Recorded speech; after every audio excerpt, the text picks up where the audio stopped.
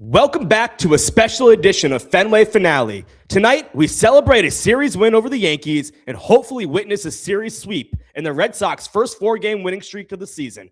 Tonight, I'm joined by James, and we're here to watch this Sunday night baseball game together. How are we doing? It's been a great 3 games. The Red Sox can't beat anyone at home, but somehow they can still beat the Yankees. I know a lot of folks have had it on Twitter. The Red Sox are 1-16 in their last 17 games in June at Fenway Park. So they can't beat anyone this year, but it's been nice to beat the Yankees. It's been a fun 3 games. Hopefully we can get the sweep tonight and then see what happens. But always fun to beat the Yankees. They've looked like a complete team actually through the last 3 games, which is nice. Obviously 9 quality starts in a row for the rotation, which has been awesome. We'll get into that. But overall, playing their best baseball of the year would be nice to get their first 4-game winning streak of the season tonight to finish off the series. You know, it's honestly so crazy because they're just coming off one of the worst, most embarrassing series I've ever seen. Yeah. We didn't do a show about it. It was so bad. Those 2 losses to the Rockies, they should have easily swept. Like that Monday night loss with everything with Chapman. Obviously, the Red Sox not recording an out in the ninth, and then the Rockies just running into outs in the eighth. That was the most pathetic loss of the season. And the Red Sox said, "Hold my beer." Wednesday was worse. It was so bad. It's man. obviously started with the Meyer error, and I know a lot of people point to that, and rightfully so. But it's like a lot went wrong after Meyer's error as well. Like it wasn't just on Marcelo; they had plenty of opportunities to get out of that inning and to win that game. And obviously Marcelo took accountability. He knew it. But yeah, obviously the schedule lightens up a bit. You are one of the worst teams in baseball. So I'm not sitting here saying you're playing bad teams. Well, you're also a very bad team. But you play the Nationals next. Then after that, it's a road trip to play the Angels, the White Sox, the Mets. If you can get going, I don't, I'm not rooting for them to buy. But somehow if the record evens itself out at the trade deadline, then you never know. But this is, they're probably going to look internally as this is their opportunity to keep momentum going forward. If they're able to win this series against New York or, sweep this series, obviously they've already won it, keep the momentum going the next 12 going into the break. That's probably how they're going to view it. But like you said, that was a wasted opportunity against Colorado. Could have won that series, probably should have swept that series. Instead, you lose 2 out of 3 and you're still 11 games under 500. So honestly, if they swept that Rockies series, if we go back to last year, they played the Rockies and they completely took off. Remember, they played the Rockies to play the Nationals. It was the Nationals, the Rockies, the Rays for that 10-game winning streak. About a 10-game winning streak again. Yeah. So we'd be on tonight talking about our 7th win in a row. Obviously, we'd have a lot closer to 500 as if we didn't lose those 2 games in Colorado. So we would be talking about this team very differently. You brought it up kind of quickly or a little bit on like the pre-show, like, damn, if they won 7 straight, this team would definitely talk themselves into buying with the state of the American League. And we're not sure if we really want that. I don't think this team's good enough to do anything. Even if they get back to 500, sneak in the playoffs, they're going to get bounced. No, that shouldn't even be a conversation at all. I still agree with you on that one, but I think I'd be having a little bit more optimism if this is going for 7 games in a row right now instead of a sweep of the Yankees. I do think it's kind of funny. The last time the Red Sox swept the Yankees, they traded Rafael Devers a few hours later. So yeah. I'm not expecting something like that to happen tonight, but you never know. If they sweep the Yankees, maybe they make another crazy move.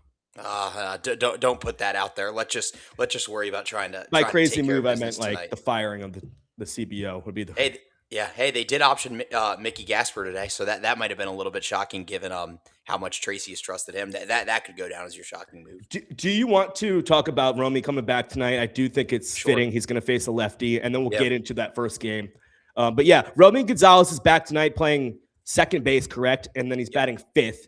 I expected him to bat leadoff today, especially with Gasper going down, like you just mentioned. But he's in that 5th spot. They moved Nate Eaton to the leadoff spot, and Jaron Duran's actually benched today against the lefty.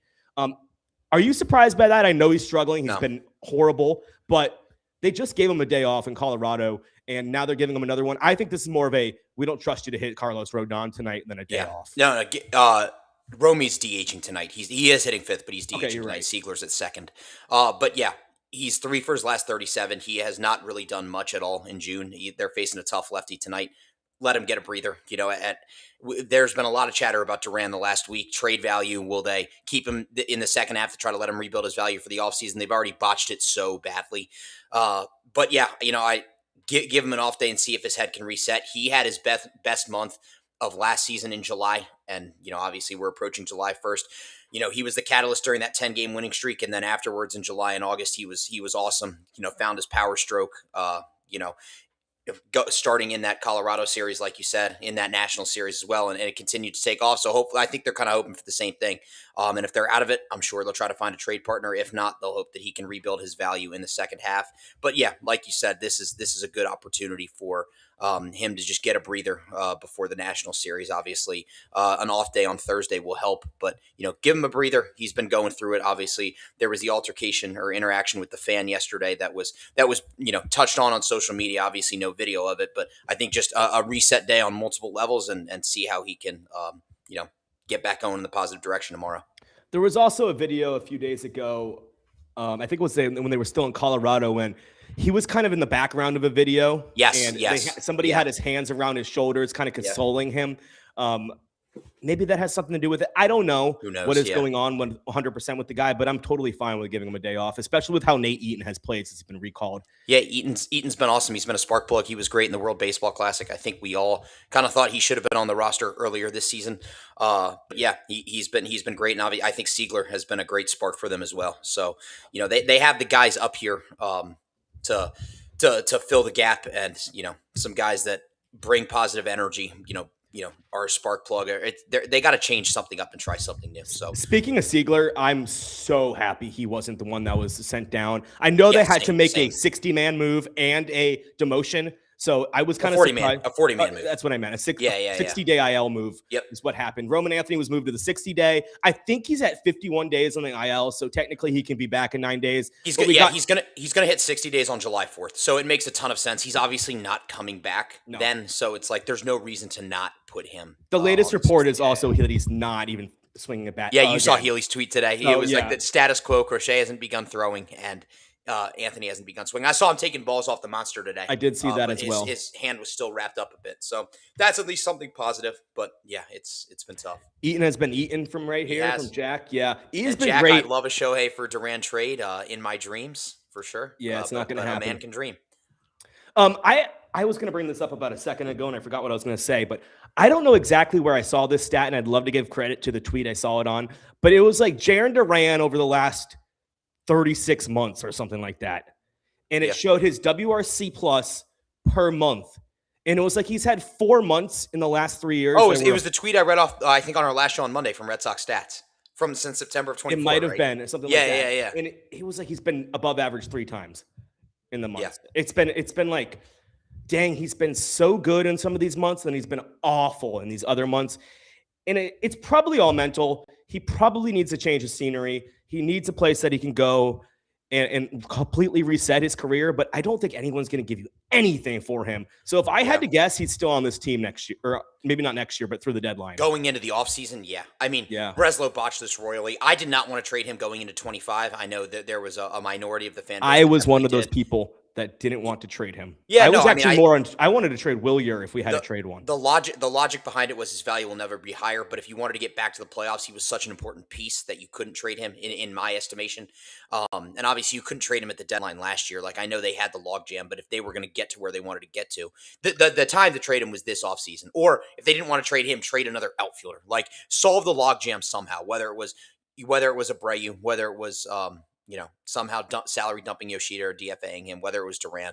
The time was this offseason, and Paredes would have been a perfect upgrade at third base. Obviously, he's had an up and down season, but it would have fit a need for Houston. It would have fit a need for the Red Sox with the Paredes for Duran swap. Obviously, Breslow valued Duran a lot higher than the other 29 organizations, and he still does.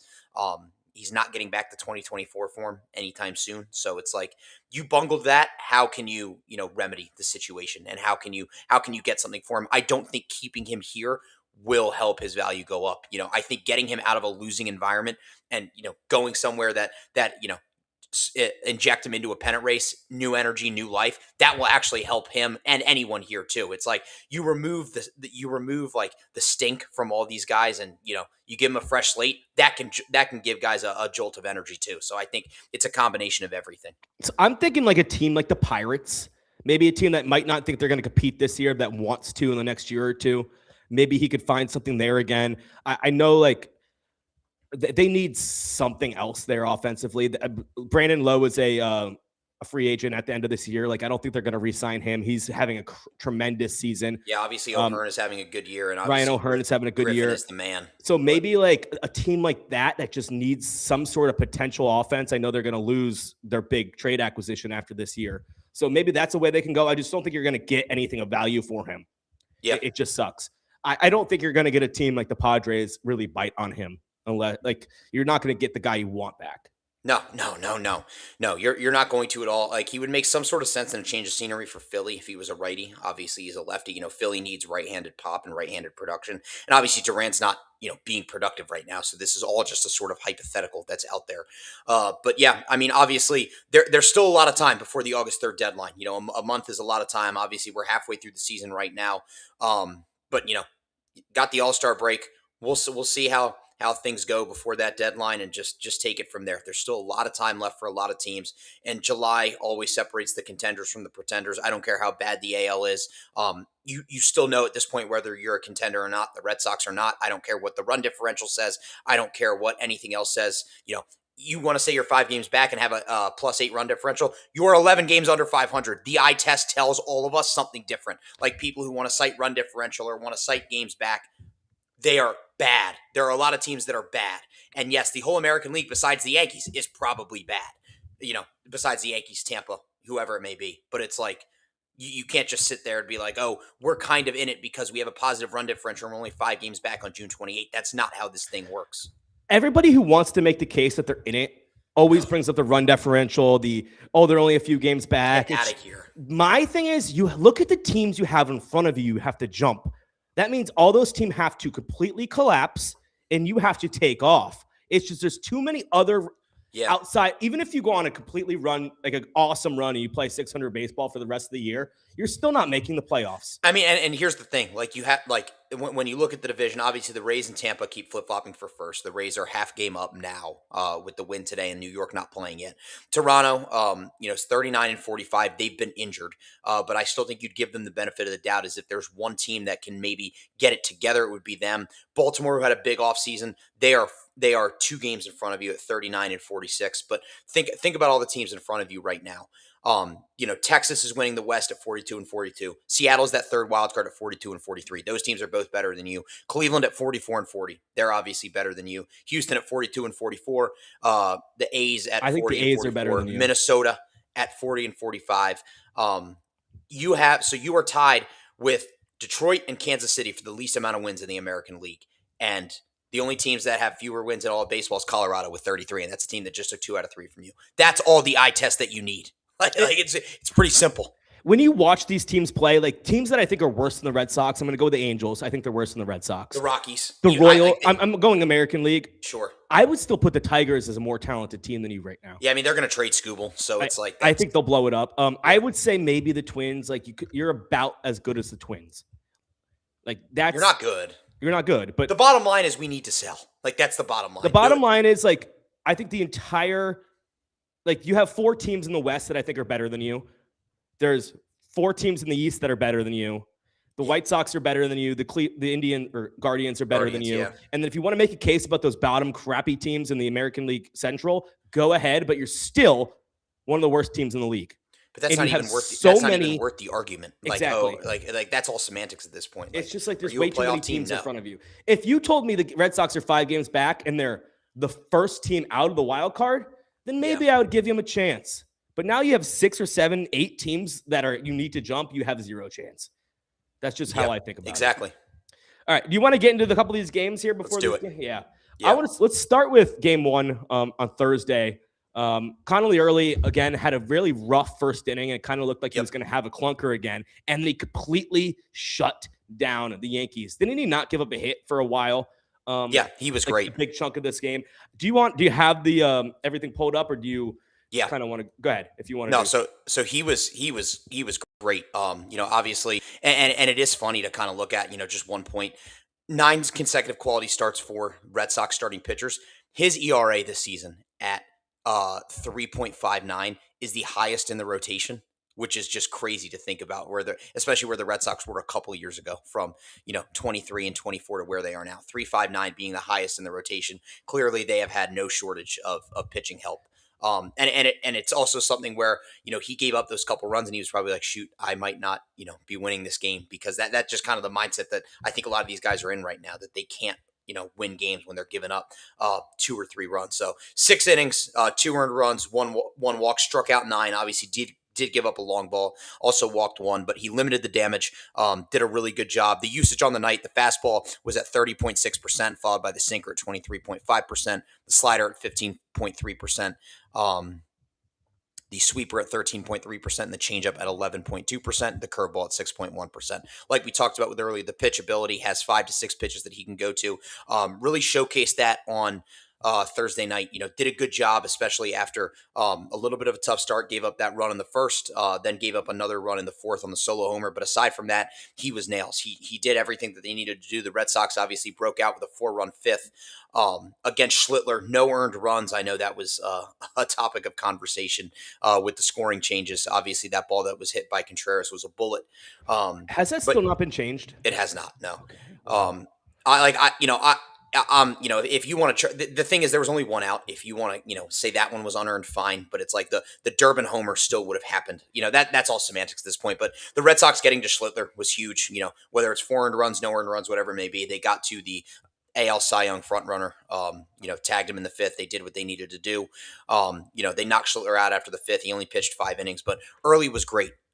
He did everything that he needed to do. The 30% four seamers, I thought he mixed everything in well. Obviously, that was his most used pitch on the night. 4 strikeouts on the four seamer, 1 on the slider, 2 on the sweeper. 1 on the changeup, and 1 on the curveball. So when you talk about the pitchability and the effectiveness of early, obviously the long balls have killed him. A bit of control as well with the hit batsman, the walks, but he locked everything in, and he recorded a strikeout on every pitch except for the sinker. So I think that shows how effective he can be, and how effective he was, obviously, against a Yankee lineup that even without Judge has still been producing, and was fairly heavy with right-handers. So it was an excellent performance, and right in the middle of a string of Red Sox performances on the mound that has really been excellent. They've turned in 9 quality starts in a row, like we've mentioned, and the pitching has done absolutely everything for them and kept them in every ball game. Even when the offense hasn't. But it was nice to see Caleb Durbin keep it going on Thursday. The 2-run homer that he just snuck into the front row of the Green Monster. Obviously Contreras with the bullet, the sac fly from Duran, and that's kind of all the Red Sox needed. Obviously tacked 2 more on in the 8th, and then Chapman came in with the save. Every time he's out there, I'm like, please don't hurt yourself. Please, please, please don't hurt yourself. But it was great to see, and it was a good start to the weekend. Yeah. Well, you brought up Chapman. So I was kind of worried about him after that Rockies loss. I know it was kind of a bad luck kind of thing. He didn't give the only one he really kind of got crushed on was the walk-off down the line. But when he faced the Yankees, he looked like a totally different person. Yeah, he was up to 100, 101 he's again. Got some revenge out for him. So I was totally okay with him being back. I'm like, dang, he's back. Okay. But I'm fine with him being back. Every time I see him move, I get scared. Like that dribble or that Rice hit that he threw him out to end the game. I'm like, dude, just don't hurt yourself coming off the mound. We know that hamstring is bum right now. Dang. Yeah. I don't have much from game 1 except Caleb Durbin, man. He's been on a tear. The OPS is kind of treading back up to 700. It's going to be fun once he kind of gets there. I don't know whose tweet this was again, but it was basically, I know this is also very Wilson Contreras biased, and this was pro Breslow, which I know none of us are really pro Breslow, but it was a comparison of Caleb Durbin and Wilson Contreras' production combined with Alex Bregman. Who was the other guy? Alonso, I don't know. Maybe it might have been Alonso. I don't think it was Alonso.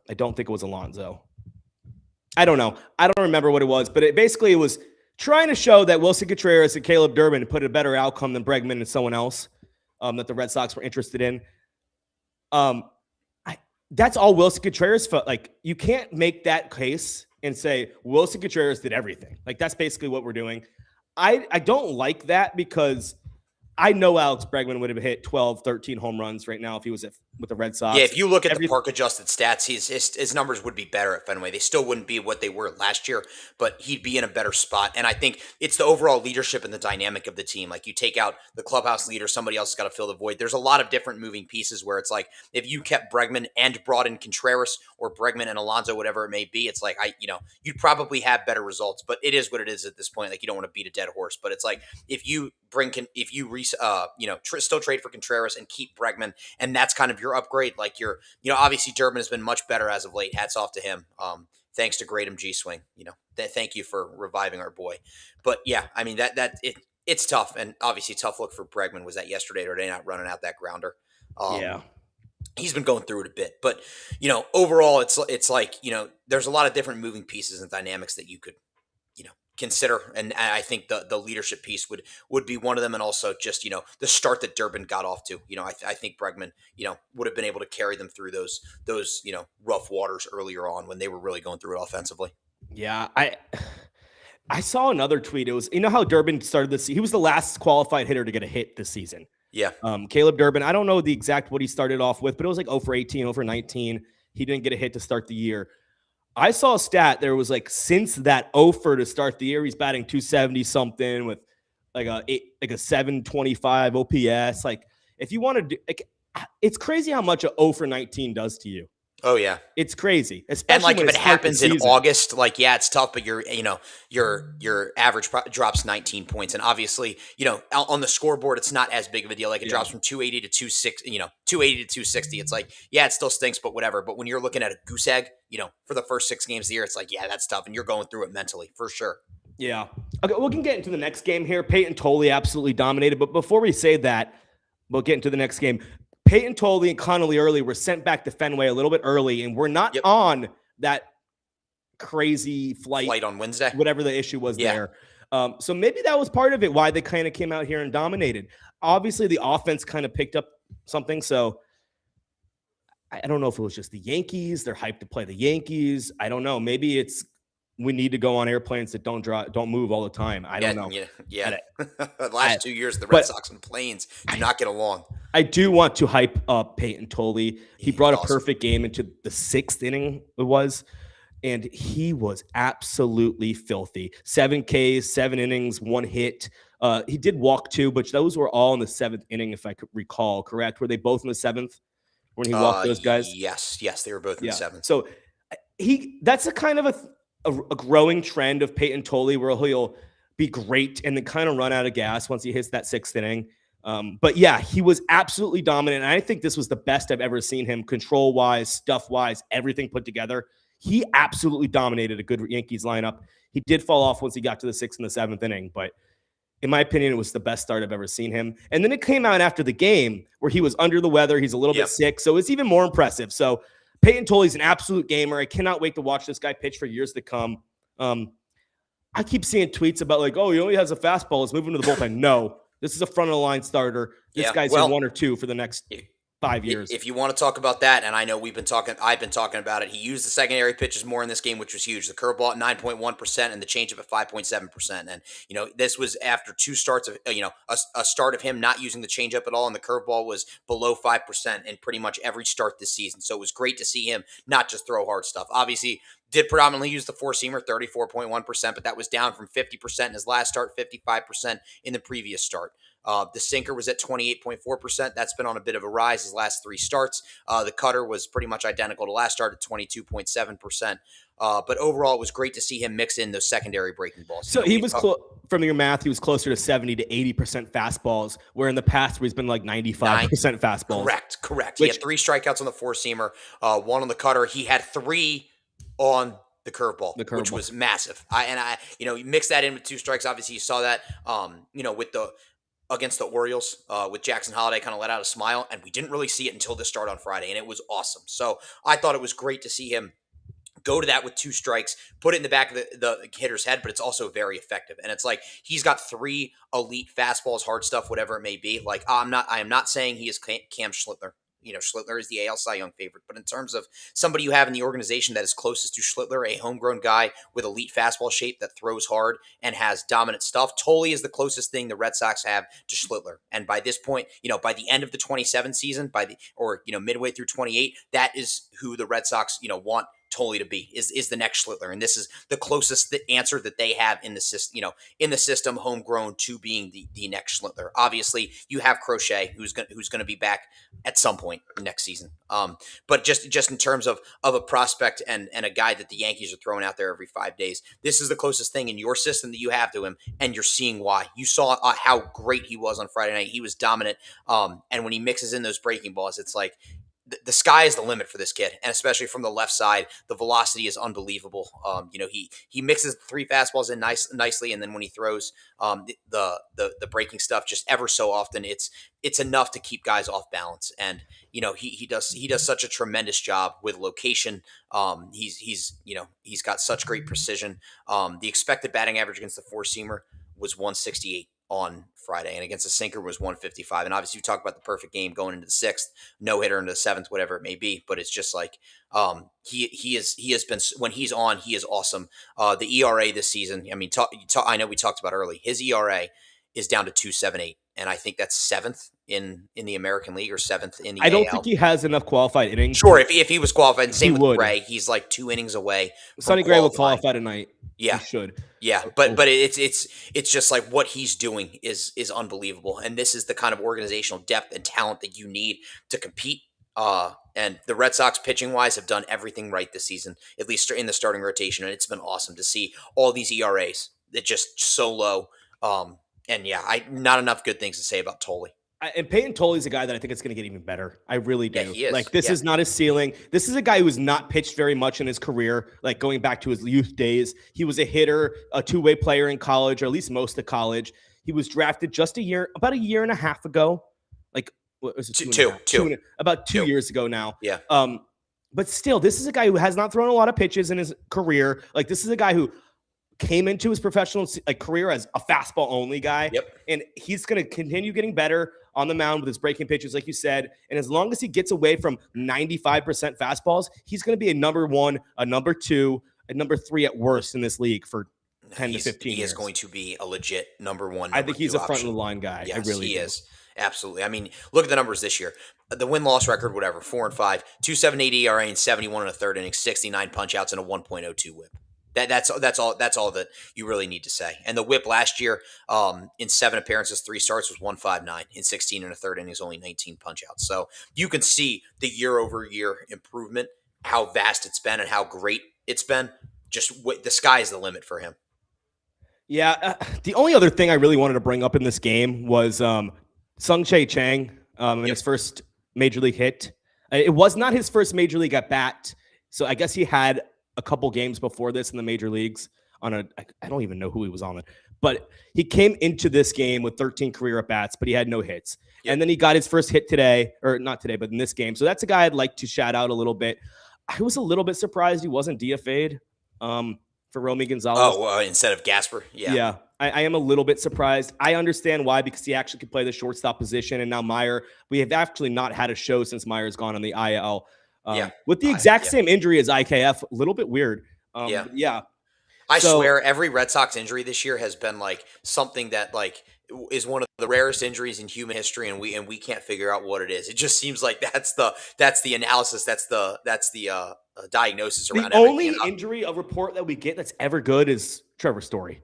Yeah. And I think Trevor Story is going to be back before Marcelo Meyer. And is Trevor Story going to be the shortstop again if he's back before Meyer? Probably, because where else are you going to put him? Do that, yeah. But it's like, I don't want that. I don't want that for the future of this team. I want Meyer to keep getting the reps there. It sucks that he got hurt. I know he hasn't played well, but it sucks that he got hurt, because I do think they're going to go back to Trevor Story once he's back, especially if he's back first.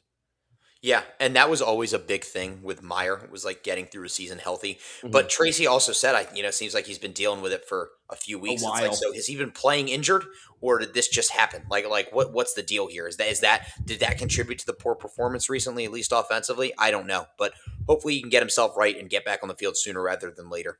It's not really a recent thing. It's a whole season thing. Like you can't tell me that that's the reason why he's not hitting. No, Unless no, this no, is, he yeah. got hurt Don't in get spring training. Like correct. that would be like the one thing. Yeah, I don't got much else from this game. I do like the at-bats from Siegler. I've been super impressed by him. I said it a few times.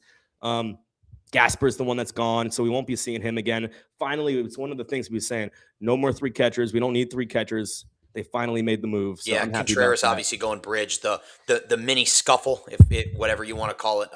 I love Wilson. He crowds the plate, got his hands up there. I mean, he's looking to get into an altercation. So, probably trying to fire the boys up. And that's water under the bridge at this point. But yeah, obviously he's your heart and soul. He's your team leader.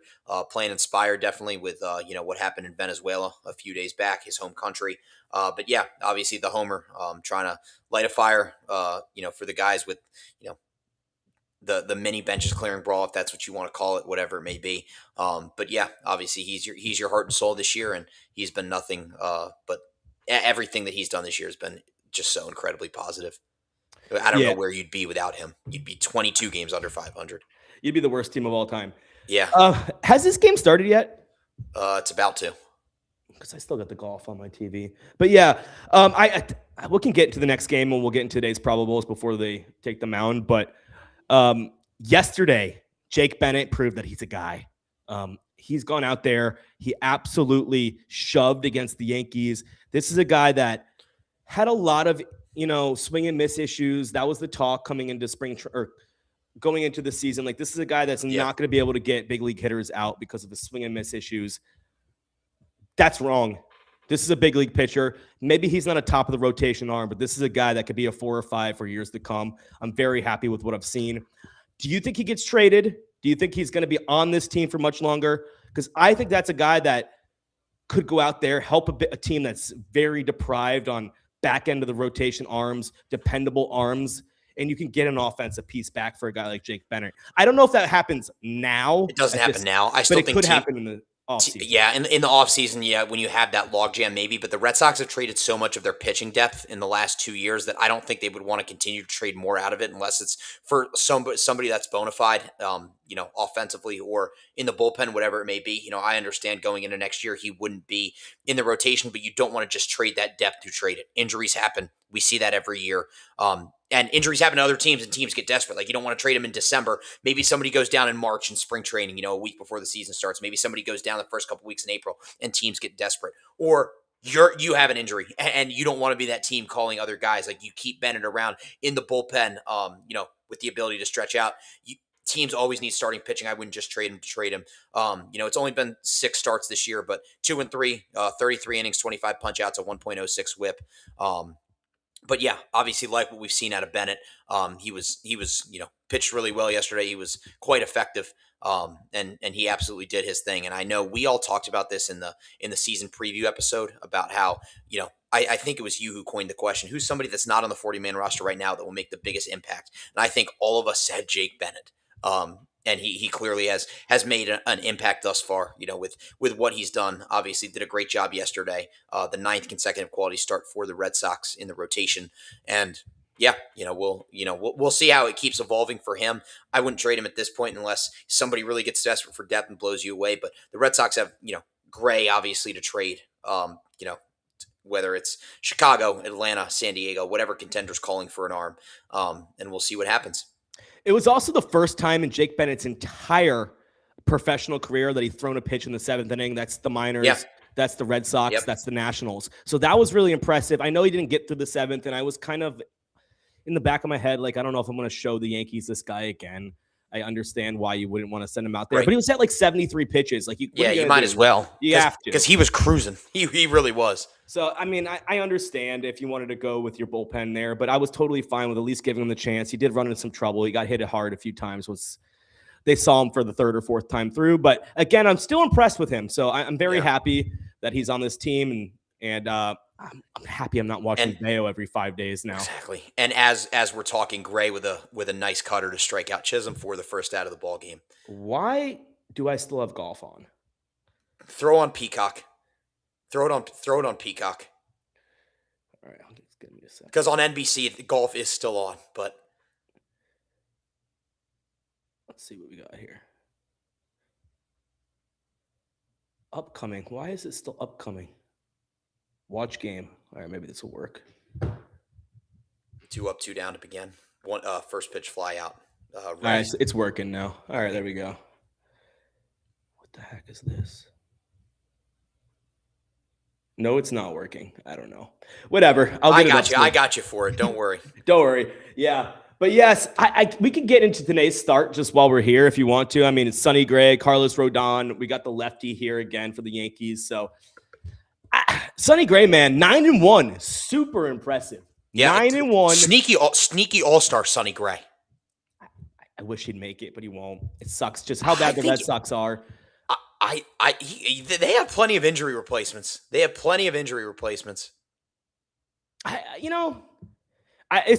be crazy when we look back at the season in 2026 and 10, 15 years. And we're like, yeah, Sonny Gray, all-star Red Sox pitcher. Like, that'll be a guy that I'll be like, yeah, remember how good he was for that half season he was here? So yeah, right. I hope he gets in. Hopefully we remember him by who the prospect that we get back, and he's a mainstay with the Red Sox for the next decade. I hope so. Those are my favorite things to talk about are trades and like where is he going to go? What team's going to go nuts for him? The Cubs obviously are still going to look for starting pitchers. They made a trade David Peterson since we've been on last. That was the 13th rated prospect in the Cubs system. They traded to the Mets for him. So I'm expecting more for Sonny Gray. I think they can get a top 10. I think overall the package will be a top 10 and like a top 20. So if you get 2 in the top 20, one of those being in the top 10, you're in a great spot. Yeah, I mean, maybe if you go to a team with a stronger system and you get 2 teams bidding against each other, maybe you go for a 1 kind of guy, like a 7 or 8 type prospect in the system, and you just go for 1. I don't know. It's going to be crazy or a little bit different to see how they attack this deadline, because if you really think about it, I don't think they're that far off from being good. They're not that far off. Like, they're not. Okay, they're not. Yes, correct. They're not that far off. Like, bigger picture, but it's you could convince me in this offseason that to get hyped up about this team going into 2027. Well, that's going to take a lot from whoever the new general manager is to like make sure they hit on things like that. And that's also, I think, going to consider, okay, does Meyer figure it out? Does Christian Campbell figure it out? Can Roman stay healthy and get back on track? Like, going into 25, you're like, we have the big 3, an incredible generation of prospects. 3 top 15 guys at worst, and one of them has panned out in Anthony, and the other 2 haven't yet in Meyer and Campbell. And that's not to say I'm not giving up on either of them, especially, Meyer and Campbell. Baseball is a hard game. You look at Jordan Walker, look at a guy like Mickey Moniak, but really it's I think Walker and Campbell are very similar in terms of their swing profiles, a lot of movement, hard contact. It's hard for guys who had meteoric rises through the system, and also like with their swing profile, like a lot of moving parts, for it to click right away. Jordan Walker, granted, he was younger when he got called up. He was 20 years old in 2023. Took him 3 years. Now he's he's been one of the best hitters in baseball throughout all of 2026. I think that's the path for Cam. I'm not saying Campbell is going to turn into Jordan Walker, but they gave him the contract. He was a highly rated prospect, minor league player of the year. Let's see how it is in 2 or 3 years. Like, let's see. And obviously it hasn't been great in Worcester this year. Don't get me wrong, but I'm not giving up on him yet. And same with Meyer. I'm not giving up on any of these guys. Like, Jordan Walker is the example 1-1. Don't give up on guys. Baseball's a hard game. Let's see how things play out and how things can maybe, get moving forward. I like your comparison of Jordan Walker a little bit. I think the swing. It's just the swing profile. I think the swing is very similar. I don't think the size of the 2 players are similar at all. No, it's not a great like direct comparison, but it's like when you're looking obviously you can look at Jordan Walker and say, the time it took him 3 years, but also when you look at him and Campbell, obviously Walker's a bigger, more physical guy. They're also the same exact age. Christian Campbell turned 24 today. Jordan Walker is 24 now. Right. Now, I'm just saying, like, Walker came up earlier. He was drafted out of high school. Campbell obviously played college ball, but it's like, I think the biggest thing with Campbell, he got drafted in the summer of 23. And then in 24, he started in Greenville and went from Greenville to Portland to Worcester, all in the same year, and then began 25, signing the contract and on the opening day roster. That's a meteoric rise, and he probably didn't play enough baseball in the minor leagues. And at the time, none of us were saying keep him in the minors, and we were all happy we kept him instead of trading him to Chicago in the Crochet deal. This is not revisionist history that I'm trying to pull. All I'm saying is that, like, he went, from single A to double A to triple A all in 1 year, and then started the next year in the major leagues. Like, it was such a big jump. It's like, maybe he needs to take a step back, work on some things. And obviously he has been in Worcester and it hasn't been working out thus far, but it's like, don't give up on him. That's the whole point. Don't give up on him. Yeah. I'll be honest with you. Obviously Roman Anthony was the biggest one, but Christian Campbell was like the one I was the most like, yeah, this guy's going to hit. He's going to hit in the major leagues. He's going to hit in the major leagues no matter what. Maybe I didn't think he could play defense in the major leagues, but I always thought this guy was going to be in a lineup for the next 10 years and hit his way. Yeah. It sucks. If anything, if we wanted to go revisionist history, I wanted Marcelo Meyer in that Crochet trade over Teal. I don't think the White Sox were taking it without a catcher, without Teal being in there. You're probably right. So, I mean, you would have been trading out. You would have been swapping him or Campbell or whoever out from Montgomery. So that's probably the right thing to do. But here we go. Will's here, so I'm going to let him in. And the Red Sox game obviously has just started. So let's get Will on here. Nate Eaton with a ground out to third. Hey, what's going on, guys? What's up, Will? Not much. Just met Poppy. That was really cool. Yeah, I was going to say, bearing the lead there. Everyone go look on Fanatic Social, and you'll see this guy next to the large father. I made him look small, which was great. Yeah, Will, I almost going to text you that. I'm like, damn, like you are that big. Like, you're bigger than David Ortiz. There were a few comments already on the Fanatics Instagram of like, man, this dude makes Big Poppy look small. Yeah, dude, it's such a cool. I haven't looked at it again, but you probably got some hella views on that, right? Yeah. Yeah, Fanatics says like it's over 40K on Instagram on Fanatics. That's awesome. And you know what's really funny is we had a bunch of in-laws and friends and family going like, wait, she's due tomorrow? Like that's what they took out of it. Not like, wow, Ortiz like, blessed and all that stuff. It was like, nope, it was like, what? She's due tomorrow? Not actually due tomorrow. Like could be long story, but either way. That's not what Ortiz said. It's besides the point. The fact that he was mañana. What do you say, mañana? Mañana. Yeah, but then he said another word. I'll see you when I see you, right? Mamacita. It was awesome. Like we got. I don't know if we want a story or not, but yes, yeah, go ahead. Yes, this team is 11 games under 500. So Raphael is going to challenge this and lose and be embarrassed by it too. Yeah, let's see what happens here. Will, have you tweeted that video from your own account? And Paul, yeah, all right, Raphael gets the challenge right. How's it doing? I want to look at it. Awful. Yeah. That was a bad miss. What event was that? So wife and I went down to Newberry Street to grab lunch.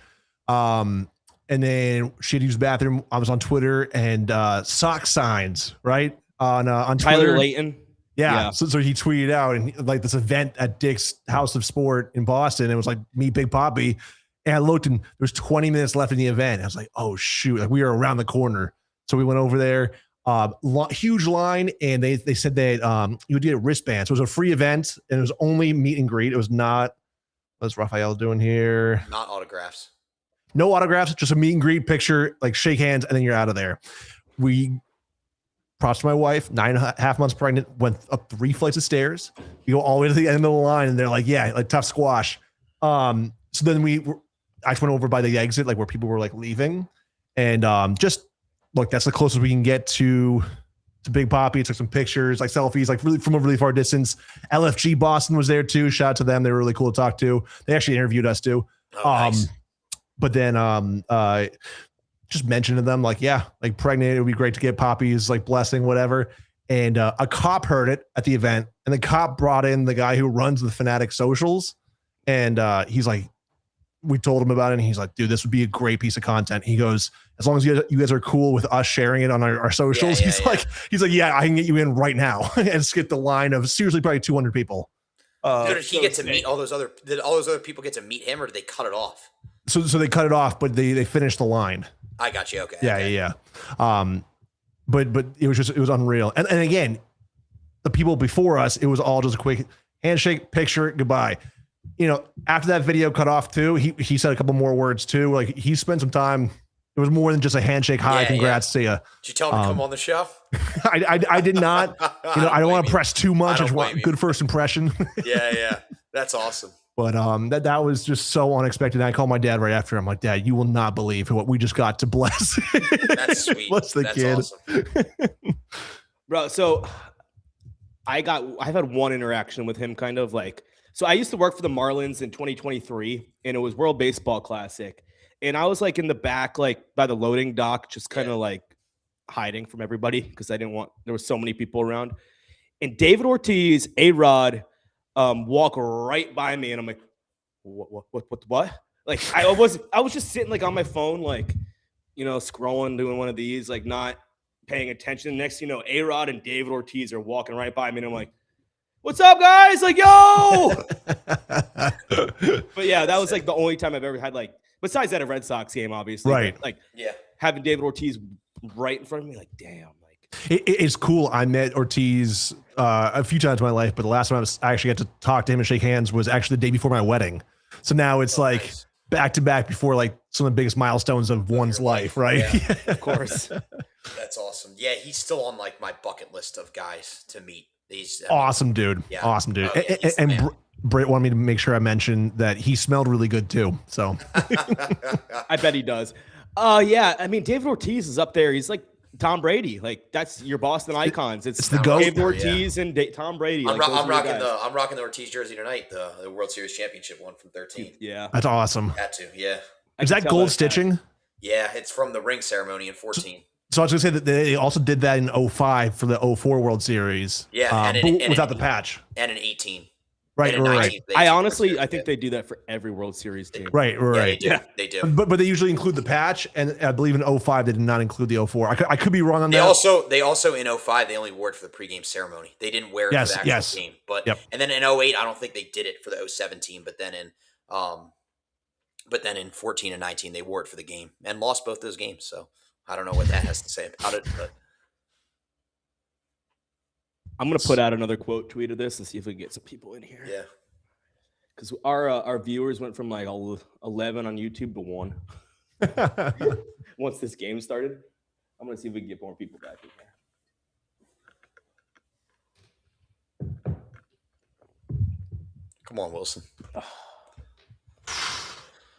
James, are you ahead of us or not? Like, what's the count? Because you were last time. 1 and 2 on Contreras. That's what I'm at now. I have Peacock as well now, so okay, yeah. I actually am watching the game as if it took me 15 minutes to get it on.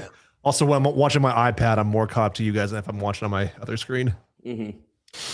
Yeah, hold on. So, Will, did you have anything you wanted to bring up from this series? I know Jake Bennett, we talked about him. Peyton Tolley bringing the perfect game into the 7th or 6th or whatever it was. Big swing there. That's a big swing. But yeah.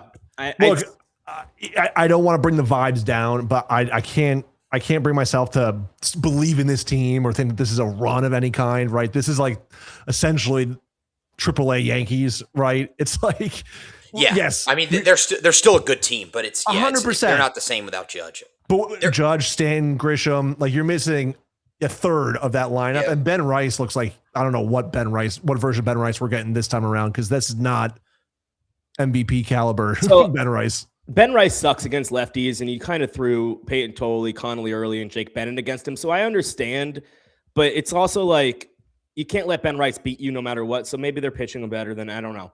But yeah, I'm still scared of Ben Rice. I'm a lot more scared of him when we're playing in Yankee Stadium than I am at Fenway Park. Sure. Well, what I was saying to Nick earlier, it's obviously if you had beaten Colorado or taken 2 out of 3, whatever it may be, you'd be on much more of a high, and the schedule coming in with the Nationals and then going on the road trip to the Angels, the White Sox, and then the Mets. Like, you're playing other bad, and the Nationals aren't bad like these other teams, but you're playing other teams that are bad. Obviously, the Nationals are the best offense in baseball. Yeah, correct. They just don't have a bullpen or starting pitching either. But I'm sure Taboni's going to want to come into Fenway and serve some revenge to his former team. But after the National Series, you play 3 bottom feeders. You are also a bottom feeder, so I'm not saying the Red Sox aren't, but it's just tough because if you do go on a run, they might talk themselves into buying. You're still not good. Like that. That's the problem. You can't talk yourself in going on that this team is good if they just lost 2 out of 3 to the Rockies. You just cannot. If you are coming into the night, we brought this up. If you came into the night with a chance to go 7 games in a row, with shades of last year, you go to Colorado, or you face the Rockies, you face the Nationals, and you go on this run. Maybe you could have talked me into it a little bit if you're closer to 500, but no. Yeah, you're still a bad team. And it's like we were talking about it earlier. You still have like 6 or 7 teams in front of you before you even get to that last wild card spot. It's like, It's tough. Yeah. And I like how, again, it was Breslow's comments. I think it was on Friday, game 1 of that Colorado series. And he was like, hey, like, I still believe in this team going on a run. And then you lose 2 out of 3 to the Rockies, where you had leads in all 3 games, right? Like, just despicable performance in Colorado. Yeah. And there goes Bellinger. Down the line, is it going to stay fair? You are a little ahead of me. I got the same. coming in now. Oh, my bad. Oh, you're good? Ooh. Is that gone? That's way gone. No, it's not. I didn't think he got it based off his reaction. Like, he kind of put his head down and started jogging, but you never know at Fenway. With that swing and his swing is so long. Yeah. That's a homer at Yankee Stadium, you know? Yes. Probably, yeah.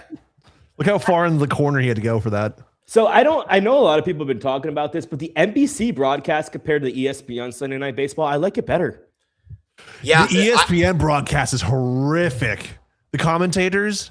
You talking about yesterday? Yes. Yeah. Yeah. Sorry, not Sunday Night Baseball, but yeah, right. I'm talking about like in the past. The generalities. Yeah. But honestly, I haven't watched a ton of the NBC broadcasts. And the 2 that we've been on, obviously this and then the Rangers one, we were streaming to like the 3rd inning of the Rangers game. We're going to be streaming most of the night. I haven't really gotten to listen. But what I did, listen to when we were on against Texas, Rizzo was great, obviously. Benetti does a really good job. And I think tonight, Middlebrooks, and then who from the Yankees is in the booth? I don't think there is a Yankees guy in here tonight. Just Middlebrooks, because I know when they were playing the Rangers, they had Merloni, and they had one of the Rangers guys. I could put the sound on for a second, check it, but I think I saw the graphic. It was just Middlebrooks. It's the only name I like. No such thing, Will. That's a good point. They all count. That red seat out here, right field. Oh my God, it's the same 1 home run. I don't know. I can't tell who it is. Let's see. I mean, I know it was Lou Maroney last time, so I like. Oh, it's Roger Clemens. Oh yeah, the Rocket. Yeah. Yeah, it is. I don't know if I consider that I mean, yeah, he's a Yankee guy, but is he the Yankee He's repping guy? the Yankees there. Yeah. Because we have Middlebrooks there. He's also one of us. Yep. I honestly think he likes us more. Like at this time, like that's he definitely does more with the Red Sox organization for sure. Absolutely. Yeah. He still does the Jimmy Fun. Nice pitch. Will, we were talking about it. You think Sonny Gray's an all-star? Only comparative to the rest of the Red Sox, yes. But on like an actual playoff contender, like borderline. But yes, with the Red Sox, I do think so. I know, but stats-wise, I think yes. You're talking about the numbers. I don't think he gets in though. Oh, nice pitch there for an all-star nod. Like, do you think he gets? Because the pitchers are chosen by the managers, right? No, it's chosen by the players. Yeah, the managers don't choose anyone. It's but the like players stats wise, yes, I can see him being an all-star. Yes, I do too. There's 8 pitchers that are chosen, and a lot pitchers drop out a lot. Yeah, the players vote on all the reserves, all of the pitchers, and then the commissioner's office elects 5 to 7 from each league, depending on if teams need representatives. If there's an egregious snub in the player and fan voting, that sort of stuff. Like at first base, if Vladdy wins the fan vote and Rice gets the players nod, because the way the players nod works is if the guy who finishes in first wins the fan vote, the guy who finishes in second for the players vote automatically gets that nod. If not, it's just whoever the players voted for first. Like the commissioner's office will step in and put Kurtz on the team. That's how that would work. Tell me how Alejandro Kirk is, I think, leading or maybe number 2 games because as a catcher. Well, because he has a country Canada behind him. Right. It's just like the year after the Royals went to the World Series and they voted their whole team in except for Omar Infante. Like, it's a bad system. I don't really care. If you asked me this when I was 15, 16 years old, I would have been livid, tweeting all day about it. But it's gotten to the point where I don't care if these guys make the All-Star game, and they care more than I do. But it matters for Hall of Fame stuff. It matters for them. It matters for contracts, Hall of Fame, like whatever. It doesn't matter to me, but it does matter to them, and I understand why people get upset about it. But yeah, I hate the egregious ones like Alejandro Kirk. Now, that's crazy. If Ben Rice has to start the All-Star game over Nick Kurtz, I'm okay with that. Like, Ben Rice deserves to be an All-Star. But Alejandro Kirk, that's one you get mad at. I agree with you on that. Yeah. The All-Star game has just become so not unwatchable. Ernie Clement or whatever. He's automatically starting since he got the most votes out of anyone in the AL. Yeah, it's so ridiculous. Stupid. I have him in 2 fantasy teams too. Second base is a bit of a weaker position. I think he definitely there's consideration for him to start. The fact that he got the most votes in the American League is wild. It's also Shohei's going to be the DH, but he might start the game. It's like that's going to be Sanchez in Philly. So my buddy sent me this graphic. I don't know how well it's going to translate, but Ernie Clement and Shohei Ohtani. I think Fox Sports tweeted that out. No, I think Sanchez that's so stupid. At home. I know Miz probably right now would. I'd like to see Miz start it, but we'll see. Nice 1-2-3 inning for Gray though. 6 up, 6 down thus far. Mixing in all the pitches nicely. I think something to watch for tonight is how the pitch mixage is utilized. The cutter's been the most used pitch this year at 20.8. Four-seamer not far behind at 20.1%, and the sweeper at 19.1. So it's really been those three, followed by the sinker at 17.7% and the curveball at 16.8%. So, obviously has 2 strikeouts tonight, 1 on the cutter, 1 on the sinker. So we'll see how this evolves throughout the night, but definitely something to watch in this start. I'm about to send my tweet And we're about out. to see the season debut of Romy Gonzalez against Rodon. Let's go deep. Don't worry, the season's saved.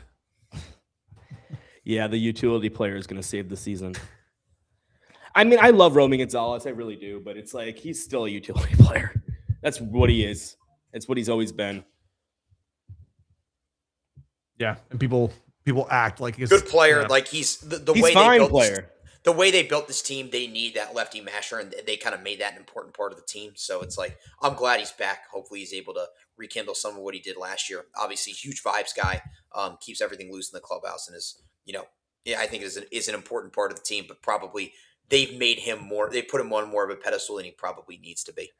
He's super close with Roman Anthony. That's part of it. Cello, yeah. Yeah, it's like, maybe that's a guy you need to get back in the clubhouse when you're leaning so much on Roman Anthony and Marcelo, but now they're both gone and injured, so whatever. Will, you weren't here when we talked about the Marcelo Meyer injury.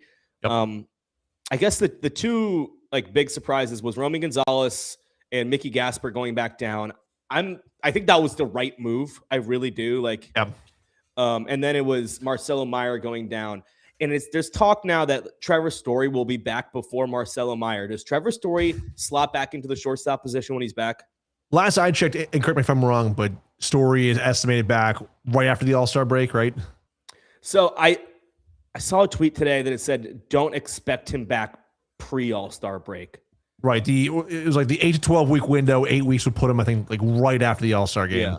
Yeah. If he's back, great. Marcelo's injury obviously worries me. It's very similar to IKF's too, but it's obviously a bigger hit that Mayer's missing time. We'll have to see. Again, part of me thinks that, are we ever going to see Mayer this season? Is he just done for? Nah, he'll play. Not a nod to Mayer himself, but a nod to the Red Sox and how they report. I think it's really important to get IKF back before the deadline. Just in absolutely, case you want to get that money off the books, even if it is $2 million. And you want to. He's important for a contender. He's a great bench piece. He doesn't fit a need for us, but his numbers look a lot better than what the eye appeal is on the field too, which people have to remember. Was it yesterday? I saw some quotes from him. He basically said it's not the organization's fault that I'm in this. He said, these aren't his exact words, but he said I put myself in this position working my butt off more than I ever have been in my career. Basically saying I need to put in starter work, and I overworked myself. That was kind of what he said. He said it in a more professional way, but it was I got myself back to a position where I haven't been back in years. Yeah. And I overdid it. Miss me with that. I mean, you're a professional athlete. You want playing time. Be ready to be playing as much as, he has been. I don't want to hear that. I don't know what the question was, but it almost sounded like the question was, did the Red Sox do this to you? Was it the Red Sox fault that you're hurt? It's weird because you brought it up because the exact same injury as Marcelo Meyer, and it's an injury we don't talk about or ever here. It's like what is it, a stress fracture in your forearm? Weird injury, which we don't know how it happened, but we do know how it happened. The same way Roman Anthony hurt himself. He swung a bat. Yep. It's weird how this has happened to the Red Sox this year. Is it drive line? Is it something that the Red Sox are telling them to do? It's I don't know. staff. Like it has to be. Like, it has to be the medical staff. And the fact that these two, Marcelo Meyer and IKF, try to play through this. Why are we playing through these injuries when we're so far out of this race?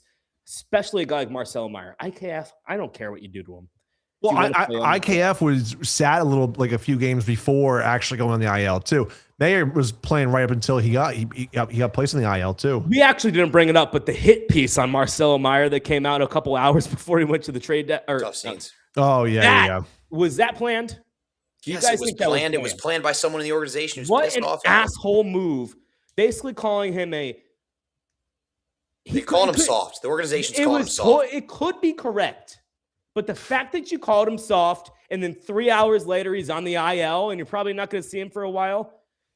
Good point by Bradley here. Costas had that strain 2 years from swinging that, took him out for a while. Well, here's the other thing is that the person, whoever in the organization is upset about Meyer not playing through things. If Tracy said he was hurt for a few weeks, seems like he was playing through an injury for the last few weeks. So clearly somebody's off on, and it's like, could he do a better job? Sure. But it's like if Tracy said he's been dealing with this for a few weeks, clearly he's been playing through it for the last few weeks because he really hasn't hit the bench since those back spasms in Tampa on June 10th. Right. So, Romy grounded out in his first at bat. Did want to say though, he was rocking some sick cleats, the Kobe 6 reverse Grinches. Great look to start the season for Romy. He's always about the style and the flair, but he's got some heat on the feet for sure. Those look great. I'm not a shoe guy by any means, but Monasterio, when I was there on Thursday, Monasterio was rocking mid white Air Jordan cleats. Okay, all white or what? All white. Nice, but like mids, right? That's like the height on the ankle. Yeah. Yeah, it's like mid. Those were clean. Yeah. Those were really clean too. And Duran. Have you seen the reverse Grinches? The Kobe reverse Grinches? No, they're red. They're red with green laces, black swoosh. It's an overall clean look. Like Cello rocks the actual sneaker and BP all the time.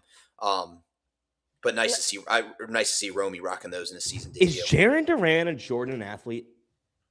No, I don't think so. There's not very many of them in major leagues. I mean, he definitely uses Jordan, but he's not like a specific. He's not Jordan a sponsor. I know, like Derek Jeter was a Jordan athlete. Yeah. Carl Crawford was a Jordan athlete at one point in his career. There's very, very little Jordan-sponsored baseball players. I liked, I know Siegler just flew out there. I like what he's brought to the team overall. I like the spark. I like the energy. He plays the game the right way. We need more impact overall from just guys in general. Like, we can't have 9 Anthony Sieglers on the team, but it's like, I really do enjoy what he brings to the table. And just like, he's a spark. He's similar to Eaton. Like, let's see what we can do and let's go do it. And sending down Gasper was absolutely the right move over Eaton or Siegler or any of these other options. I also want to point out too, you guys might have touched upon it and stop me if you did, but I just love that Gasper is the one that's sent down. I fully agree with it 100%. But a week or two ago, we were getting told he's going to get more time at catcher against righties, like over Navarez. Like, come on. Like, do we all forget about those comments and just say, oh, okay, that's baseball. Like, yeah, whatever. Yeah, we're talking about Anthony Siegler. He's been the most fun at bat to watch, in my opinion. So at least in the last week or two, he's fun to watch, and his smile was mile wide when he was interviewed about his home run in post game. Bro, he was going nuts around the bases. He was hyping up the crowd. He just hit his first major league home run against the Yankees. Like, that's the kind of energy you need in this lineup. And I thought he could have been a guy. I also thought Chang could have been the guy that was sent down. I thought it was going to be Chang. I had a tweet 2-3 days ago, because I thought it was 2 days ago. So I thought Romy Gonzalez was going to be back yesterday. I basically said, what did I say exactly? Here we go. Let me get to it. Bradley. I assume Bradley's talking about Siegler. That was a great interview. I said, and I'm sure Bradley, there's some added motivation and happiness about him doing it against the team that drafted him in the first round back in 2018. Yeah. So I said a couple days ago, with Romy Gonzalez scheduled to come off the IL and rejoin the MLB team tomorrow, do we get a one and done DFA for Chang, or do we finally see Romy Anthony transfer to the 60-day IL? And then I said I lean toward keeping Chang because that's the only guy on this active roster that could play shortstop for multiple days at a time, because I don't trust Monasterio at shortstop. I really don't. But was I surprised to see Chang not DFA'd? Yes, I was. I really was. I'm not saying he's a guy. He's not a guy, and I don't think he'll be here for very long. But I was very surprised that they sent down Gasper with how much Chad Tracy likes him. Another issue that kind of popped in my head in the next, it's not an issue yet, but once we get to this trade deadline, and it might kind of say even itself out, but the amount of players the Red Sox have on the 60-day IL, and you have to put them back on the 40-man roster in a few weeks. Who are we DFAing? Who's off this roster? That's an issue that the trade deadline will sort out. Well, And let's hope. I agree. And then you get to the guys that are Rule 5 eligible at the end of this year in Mikey Romero, Miguel Bleis. Like, you trade some of those guys. I think you have to. That's the whole reason why they traded Jordan last year, because Jordan would be in Worcester right now if he didn't get selected in the Rule 5. There would have been no spot for him. And Matz was a big piece into why they got to the postseason, lefty out of the bullpen. So I think Mikey Romero ends up on this team by the end of the year. I think he's one of the guys they keep. Miguel Bleis is finally starting to turn the corner again. I would be scared to see if somebody snatched him and see if they could take his upside. Everyone else that is Rule 5 eligible, what is it like? It's the Password's younger brother, the catcher. Yep. That's the guy you might want to keep. There's a few other names there, but I don't. There's only so many 40-man spots. But it's like Trevor Story needs a 40-man spot in a few weeks. Roman Anthony's going to need one. Garrett Crochet is going to need one. Like, these are guys that you. I don't know if Crochet's going to need one. They might just. At the end of the season, you have to put him back on the roster. Sure. But I think like the deadline and all that will end up working itself out. So Sonny Gray will most likely 100% be gone. Aroldis Chapman will be gone. Those are the two. You got to get a guy like IKF off the roster. Yeah. And I need him to come back before you. Yeah. That's one thing you could think about. I think it will even yourself out, like James is saying here, like at the deadline, you'll get a couple of these guys off. But it's something you could think about just when you're thinking about the Red Sox and you're a Red Sox guy and you don't want to talk about how much the Red Sox suck and how they're not playing well. These are things you think about. And it's just kind of popped in my head, like how many guys you have in the 60-day.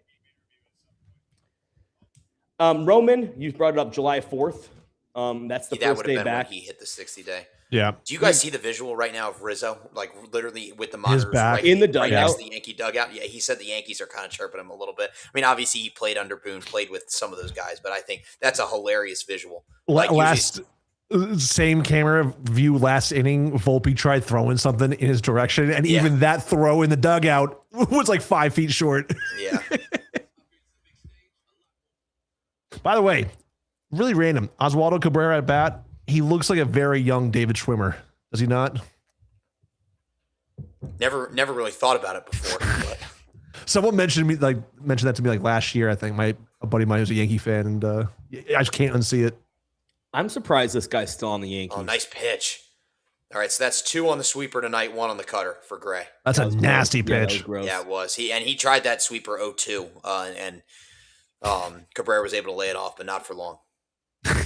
Yeah, Volpe came and throw trash 15 feet, right? Bradley, I'm sure a bunch of Yankees fans would chime in on burning Volpe. I'm sure they would all love to. Every Yankee fan that I talk to, that's all they talk about is how they don't like Volpe. So I saw some Yankee tweets today because it's always on my timeline, and they're talking about hitters the Yankees have developed in the last 15 years, guys they've drafted, brought up, developed. The list was Aaron Judge and Ben Rice. That was the Yankees fans list. And then I saw, it was Yankee fans in the comments like, who's the guy after that? Like, who's the next closest guy that we developed? And then I saw somebody go, Anthony Volpe. I mean, yeah, I'm like, yeah, that guy could be right. Like, I mean, when you think about it, yeah, they homegrown Yankees? That's crazy. Offensively, yeah. Cody Bellinger's brought in, Chaz Chisholm's brought in, like Grisham brought in. Wells, Austin Wells. If he's not sucking this year, he's had one good year. It's like right. Yeah.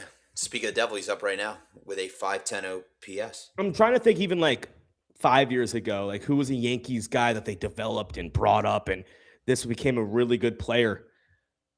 None. It's Ben Rice. They're hoping Dominguez can turn into something like that. They're hoping Jones Can stop striking out. Yeah. Yeah, that hasn't obviously they have hope for Lombard, but yeah, like every year you hear about, the next Yankee prospect, and it just never turns into anything. It's an inflated. Here's Maddie who said Ben Rice. So yeah, the list was Aaron Judge and Ben Rice. Yeah, and it was then Judge. After that, who? Oh, nice catch, Willier. Oh, he got that hat tip from Sonny. Yeah, it's after Judge, it's Rice, and aside, like, if there are any Yankees fans in the chat, please chime in. Like anyone besides Judge and Rice that you guys have developed, like offensively, because like when you do think about it, a lot of, and more power to them. They're spending the money and they're getting guys. Obviously, the trade for Stanton, going to get Bellinger. I wish we would do something like that. But yeah, I mean, obviously, it seems to be a shorter list. And if you go, homegrown guys, even if you go back to like the last few years, like Giancarlo Stanton, not a homegrown guy. Gary Sanchez, there's the one. Yeah, yeah. I mean, but that wasn't as elongated as I think they would. I mean, I think in a perfect world, Sanchez would still be with the Yankees right now. Yeah, I would put Gary Sanchez over Volpe though. Like yeah. I mean, here we go. And then Maddie, three really good seasons. Maddie basically just said Gary Sanchez. Yeah, exactly. So yeah, Gary Sanchez, 17 and 19. I mean, if you really want to go back to it, like Gleyber Torres was a trade. Like they didn't draft and develop him. Yeah, I mean that one's tough because they did develop him a bit. Obviously, I think, but he was a top prospect in the game when they traded for him. Sure. So it's a little bit different. Like obviously Aaron Judge, Brett Gardner, like that's a guy that's 15 years ago. Yeah. Like it's getting that's to a crazy. Point that was 15 years ago. Wow. Like I can't think of one. I'm like now I'm gonna go look up some of these old Yankee teams because in my back of my mind, when you think DJ LeMahieu was traded and signed. Like these are guys. What they're doing with Paul Goldschmidt though, as like a leadoff hitter this year, career revival, is kind of nuts. I'm just looking through these. It's kind of underappreciated too. It's like a leadoff hitter, considering his age and like lack of like a traditional leadoff spot. I saw somebody like just talking, like it was a Breslow defender. And it was like, if Breslow wasn't the GM of this team, like Paul Goldschmidt would be our first baseman. Is that bad? Paul Goldschmidt's raking. What do you mean? Like also, I understand like Wilson Contreras is our best player, but it's like, would you rather have Paul Goldschmidt, Alex Bregman, or would you rather have Wilson Contreras and Caleb Durbin? I don't know. Maybe. The amount of like Breslow defenders that have like come out of the weeds. It's been everywhere the last 2 days. Crazy. I hate it. It's crazy how beating up on the Yankees at home in June will do that. Yeah, how about the loss to Colorado, where this offense being so bad that it's just wasting one of the best rotations in the sport? So I'm right now in the 2014 Yankees. Gary Sanchez is still it. Derek Jeter was the last, like, just reading through these lineups. It's Brett Gardner. Like, these are all guys that were never developed by the Yankees. Nick Swisher, he wasn't developed by the Yankees. Swish, no. Here we go. Here, Matty has it. So I'm assuming he's a Yankee fan here. To be fair, they're very good at taking underdeveloped guys and making them above average players. Gio Urshela, Luke Voit, Didi. Luke Voit, yes, I agree with you on that one. I think Didi was in a different category because I already think he was a developed major league player when he got traded to the Yankees. He had a few good years in Arizona, but yeah, Luke Voigt's a guy the Yankees definitely unlocked. Urshela for a couple years. Urshela a little bit, but he also had a good year with like the Angels after that. So it's like, no, but I mean, if that was after, then obviously I think they contributed to a lot of it. Did Greg Bird ever play for a team after the Yankees, or was injuries just like? I think he did. Bird was the future for a hot second, and like honestly, in 16 he wasn't bad, and then that homer off Miller in the postseason in 17 that really changed the tide in that series. I'm back to 2012 here, and I'm still looking at A-Rod. Jorge Posada, 2011. There you go. Robinson Cano. That's your answer. Robbie Cano, what don't you Cal, know? thank you. Cal said that as soon as I was back on the 2011 Yankees and Robbie Cano is on the team. That's the answer besides Gary Sanchez. It's Aaron Judge, Ben Rice, Robbie Cano. There's your third one. It's a really good developed player. As Connor Wong chases a breaking ball in the dirt and strikes out, another changeup from Rodon. I want to get to Bradley's comment. I cry every night as I fall asleep because I know I'm going to dream about what could have been if Breslow got us some offense with this astonishingly sick starting pitching staff. And yeah, you're absolutely right, Bradley. Like this rotation is unbelievable. And if there was just an ounce of competent offense with competent leadership from the front office, it could be so much different. And yeah.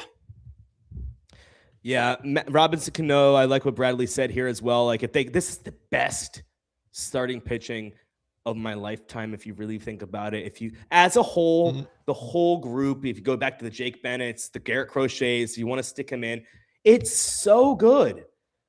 But it sucks how bad they are. So I agree with you here. Matty Bird had 15 home runs and 16, and then he just got hurt every year. Yeah, he was built for Yankee Stadium, Greg Bird. So if he didn't succeed there, I don't understand. Like, I understand why he didn't succeed anywhere else. But yeah, that was the guy that the Yankees fans were hyping up. He was the Volpe. Here we go. Chang's up. Oh, that slipped and almost hit him in the head. But yeah, Cal, you're right about Robinson Cano, I think. But that's so long ago. That's over 15 years, right? 2011 is when he left. So that's. He left after 13. All right, there you go. Then whatever. Still, that's 12 years ago when he left. So about 30 years since he's been developed. 25, I guess. I don't know. Yeah, I'm still looking back at these old Yankee teams. Let's go to 2010. I'm just like Brett Gardner, obviously. Francisco Cervelli. That's one you could say. Pirates legend. He was drafted and developed by the Yankees. Marwin Gonzalez was drafted by what? I know he played for the Yankees. Was he drafted by the Yankees? I think he was, yeah.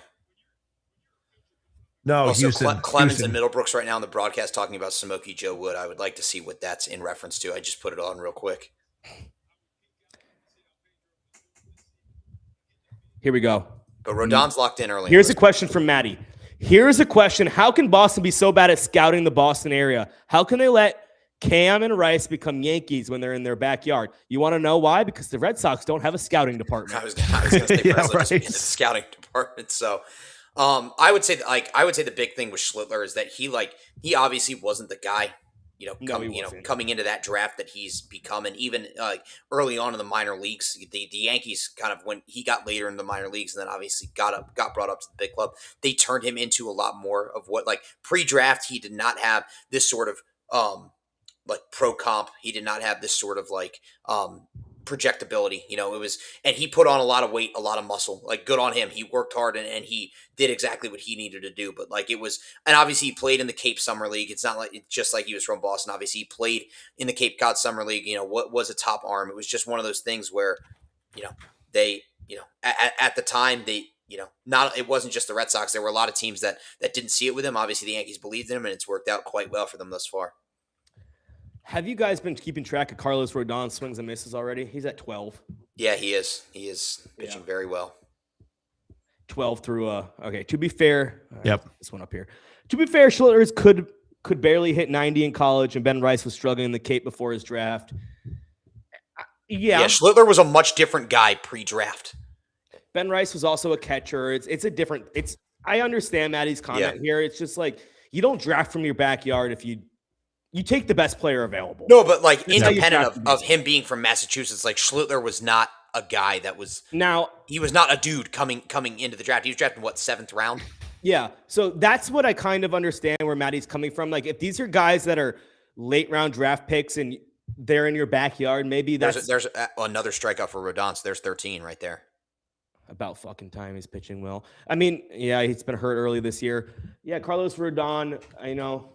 This is the anti-lefty lineup for the Red Sox tonight. No Jarren Duran. Romy Gonzalez is finally back. So this is the lineup. And if you're going to hit lefties, it should be tonight.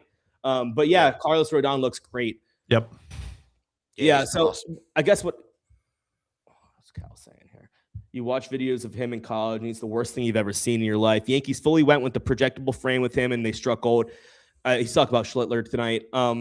I mean, correct. I mean, that is what happened, though. Like, he was a guy pre-draft. He was not at, like, this wasn't just something that the Red Sox didn't believe in. Like, there were a lot of teams that were like, they looked at a skinny kid and, his location, the velocity was what it was. It was, barely, he could barely hit 90, like Cal said. He wasn't, exactly. a The big swing and draft miss is guy. such a crapshoot, honestly. So it's like, I understand what you're saying, these guys in your backyard, but he went to Northeastern. This isn't like a guy that went to LSU. It's not a guy that went to like Ole Miss. This isn't your SEC baseball guy. Yeah, I mean, speaking of another guy that was in our backyard, Michael King, and obviously he was a Yankee until the Soto trade, but it's like, yeah, obviously from Rhode Island, pitched at BC. I think he wanted to come back to the Red Sox and come back home this offseason. Obviously, we didn't pay for him. Obviously, pitching hasn't been the issue, and that's probably worked out fine. But it's like there's another example of it right there. South with Milwaukee. Yep, and then Cam Smith and Matt Shaw too with the Cubs. All these guys are like local that, no bites. I think here's what I'm going to say. I'm going to bring up Maddie's question again. Here's the question. How can Boston be so bad at scouting the Boston area? How can they let Ben Rice and... They don't have a scouting department. So can you make that question about the Marlins? Can you make that question about the Atlanta Braves? Why can't they scout so well in their backyard? It's not the same thing. It's like there's only so many standout athletes in the Boston area that everybody's going to want them kind of thing. It's like when you go down to Miami, you go down to South Florida, you go to Atlanta, you go to Texas.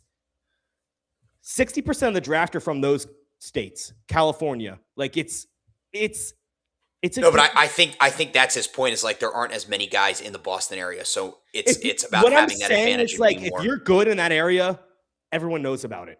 Yeah, everybody knows about it. It's hey, in look, local papers. It's everywhere. If you're good in South Florida, maybe Rice sabotaged his pre-draft interview with the Sox because he grew up a Yankee fan. So let's see here. Schlittler was 6'5", 185 pounds, which is a huge frame, not very big. I am 5'8", 150-ish pounds. So he's only a couple. If that's the truth, 6'5", 185. That's a skinny kid. So you can believe in him adding strength. It's Chris Sale. Yeah, almost. I think Sale's 6'6", 190, or was when he was here. So I mean, it's very similar. Schlittler was a 6'5", 185 pounds. So you can believe in him adding strength, but that's a lot stronger if it's a high school pitching prospect. Not much stock with a college guy. And I understand what Cal's saying here. I'm not sitting here telling the Red Sox had to have drafted Cam Schlittler. It's not a miss. Like the Yankees are good at developing pitchers, at least lately. Like that's what they do. Cam, I understand. I saw him in college. He was a string bean and threw 90. Yeah, like that was Cal, but yeah, that was just the. No, he's talking about Schlittler. Oh, okay, yeah. And which makes sense. Like the Yankees obviously saw the projectability. They took a chance on him. It just, I think a lot of Red Sox fans like to look back at, at that draft with hindsight because they look at, I also they look at who was taken around him. I think a lot of Red Sox fans care too much of where the guys come from. Like who cares where they come from as long as they go out on your team. That's always been my point too. Cause everyone's like, oh, Ben Rice, Cohasset, Mats. I'm like, that means diddly shit when it comes time to drafting players. I understand I understand the point of scouting in your backyard. That's one thing. But part of it is because the pick before the Red Sox took Caleb Bolden, right? And he was a pitcher from TCU. Obviously, hasn't done anything. Even if the Red Sox had like the biggest scouting department in the world, I'm not sending my guys to Boston.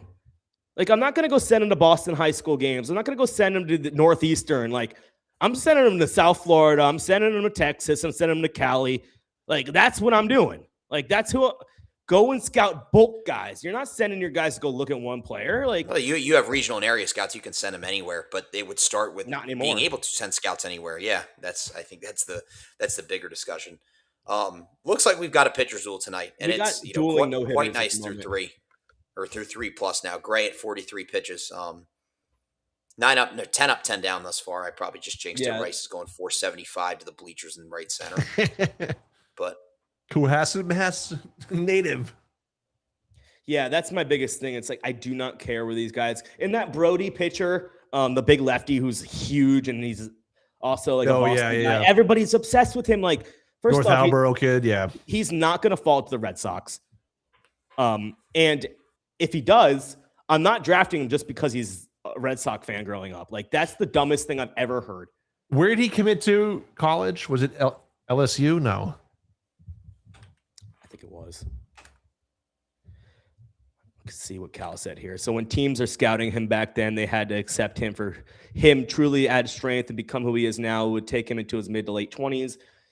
Yeah, I mean, that's what happens when you draft an underdeveloped college pitcher Longhorns, Texas from Cal. Yes. Okay. Thank you. Yep. So yeah, a big time D1 program. Technically, Texas is SEC now, right? Yeah, they are. So yeah, another SEC program. He won't be there. He won't step foot on that campus. Obviously, he's going to be a first-round draft pick, but it won't be for the Red Sox. I think he'll go before the Red Sox pick. So a recent card show that I set up at was in North Attleboro, where he is from and was pitching and everything. And the amount of people that were like coming up and we were talking game and whatever, and they were like, "Yeah, the Red Sox better draft him." And I'm like why? Like, obviously, yes, he has tons of value, whatever. But they're implying. Let's go. Bring him up. Let's go. What's what that? A pitch. And then he did a little Louis Tiant leg. We're a little behind. But Nice. Look at that. Look at that. Oh, nice pitch from Gray. Got him looking on the fastball. So what's that? Up to 4 strikeouts now for Sonny? Should be, yeah. Ball's off. Tap your head, Dominguez. Not. All right. As we head to commercial here, I'm going to go take a pee because I have to go badly, but I'll be right back. Great. Is that cool? Yeah. If you guys want to talk, go ahead. Gray has been excellent thus far, and obviously Rodon has too as he comes back out. But Gray through 4 innings now. Sweeper's most used pitch at 19%, followed by the sinker at 18%. The four seam and the cutter at 21 and 20. So it's all really right there. But he's been great. One strikeout on the sweeper, 2 on the sinker, 1 on the four seamer like we just saw, and 1 on the cutter. So 5 strikeouts thus far for Gray. Did you guys say? Did you and Nick agree that Sonny Gray is an all-star this year?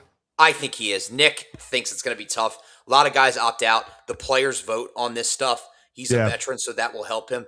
And even if I think he gets in as an alternate. I don't know if he gets in as one of the 8 pitchers. But like when you look at a lot of the American League pitchers, I'm going to pull up the stats right now. It's like there is a legit argument for him to make it.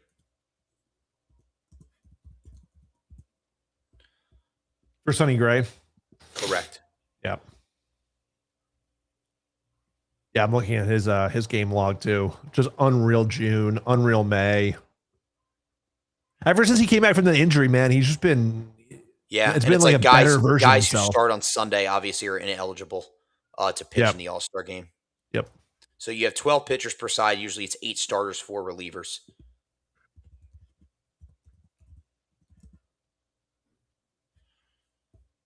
Cal says about Bamila, I think Bamila could fall. Teams get pretty scared of high school pitchers. It's definitely different with his projectability and frame, but there are other pitchers above him at the high school level. Giros from Andrew Stoneman Douglas. Right. Yeah, Cal, I just watched a video. Because no, go ahead. I was just gonna say I just watched a video from what was the baseball YouTube channel? Actually, James, go for what were you saying? I'm looking this up real quick. What I was going to say is obviously from the left side, the projectability of a 6'9" guy, the 20 strikeout no-hitter back in May, people are going to see that and they're going to think Randy Johnson. He's a stud, but obviously the college commit and NIL might scare. I don't know. I think he goes probably in the top 15 or, top 10. So I want to bring up this comment. I don't know exactly what you guys were talking about. We were just talking about this comment. We were just replying to it. Gio Rojas, a guy I've met multiple times, disgusting. He's like 98 from like here, lefty, fucking gross. But yeah, Marjorie Stoneman Douglas, obviously the same high school that Roman Anthony came from, Anthony Rizzo came from. That is a baseball powerhouse. He will be the first high school arm taken, in my opinion, Gio Rojas. I could see Bamila being number 2. Both lefties, gross. Douglas won, I think, their 7th straight state championship this year with him on the mound. So that's a guy that I'm really high on. He will not fall to the Red Sox. But if Bamila does fall to the Red Sox, I don't even know if they're going to take him. I still don't. Now, the draft is obviously the MLB draft. You draft the best overall player. Like that's what you do in the Major League draft. Do they draft a college bat? I don't know. I wouldn't, especially with how far down they are. Like if you were a top 5 pick and you wanted to go get a college bat, maybe I can make a case for it. But now when you're in the Red Sox you just draft the best guy. Yeah, you have to. Yeah. That's what you always go for, best available and what's left on the board. Obviously sometimes you need to fill a need, but usually, especially in baseball with how much of a crapshoot it is, that stuff tends to work itself out. Like everyone who's like, oh, don't draft another shortstop. It's like Everybody's a shortstop. Everyone's a shortstop. They're the best player on the field. They can move positions. Like that doesn't mean they're going to be a shortstop in 4 years when they get up to the bigs. Like, listen, when you were in high school, you were a shortstop. If you're going to be good enough to play in the major leagues, you're your shortstop, or you're the center fielder, or the starting pitcher. That high school prospect showcase in Arizona, was it last weekend or whatever? If you look at like the top Draft names, showcase. Thank you. The draft showcase. It's always just shortstop, or maybe like center field, but then shortstop. It's so funny. Matt, when you say you packaging him and Chapman together to get a better package or splitting them up, is that with Gray, I assume? So I'm going to put it up here and see if he responds. But I assume he's talking about Gray. I would love a package, whether it's Chapman and Gray, Chapman and Contreras, Chapman or Duran, because I think, yes, that does increase the overall value. But I don't know if a team is going to go all in for starting pitching. It might be like Gray and another arm that's available, whether it's Joe Ryan, and you can go, the list goes on, whether it's, again, the Cubs, the Braves, the Padres, the same usual suspects that need pitching. Will they want to go get Gray and Ryan, or Gray and somebody else that's available, two starting pitchers instead of Gray and Chapman? I think that's the question that a lot of those teams are going to need to answer in the next month. Now, the Red Sox could take care of two needs for him. They could take care of a dominant closer and a legit postseason starter. Willier didn't go. Yeah, he is. He said I'm going to disagree here a little bit. I do not think that packaging these guys will get you a better return. It will. No. In the aggregate, it will though, because you package both of them, you can get a legit top 100. But I understand. I agree what you're saying, but I think it limits the suitors, though. It limits the suitors. So I think you could put a better. I think there's going to be a team out there, 3 or 4 teams that are like, we absolutely want to roll this Chapman, and you can get an absolute bidding war for him alone. Yeah, I mean, if you add Jarren Duran into a package for Chapman, I think it's just the suitors go down to 1 or 0. I think with Chapman you can get a fringe top 100 guy plus 1 or 2 other top 20 guys, and Chapman is probably the only guy you can get a top 100 guy for on the team. So I guess it just depends on who else is in the package, right? But like if you go to the Braves or you go to the Cubs, 2 teams that need both starting pitching and bullpen help with Chapman and Gray, that would be the route to go probably. Right. If you can get a fringe top 100-ish plus 1 or 2 more for Chapman, I'm doing that tonight, tomorrow, right? Yeah.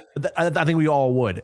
Yeah. I don't think we need to be lumping Sonny Gray in there and limiting suitors. I think Chapman is such a valuable resource. I think you're underselling him. And you can get a top 100 guy for Chapman. It's going to be on the back half of it, obviously, but do I want to be more optimistic and say you can get like a top 50? Hey, Cal, what do you think? I want to hear you. I know you're a prospect guy.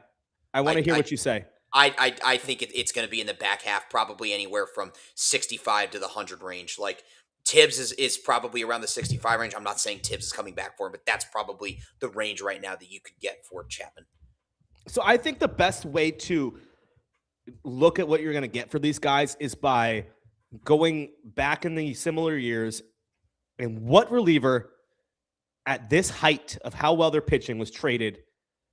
It's not Mason Miller. It's not that high. You're not going to get a Leo DeVries.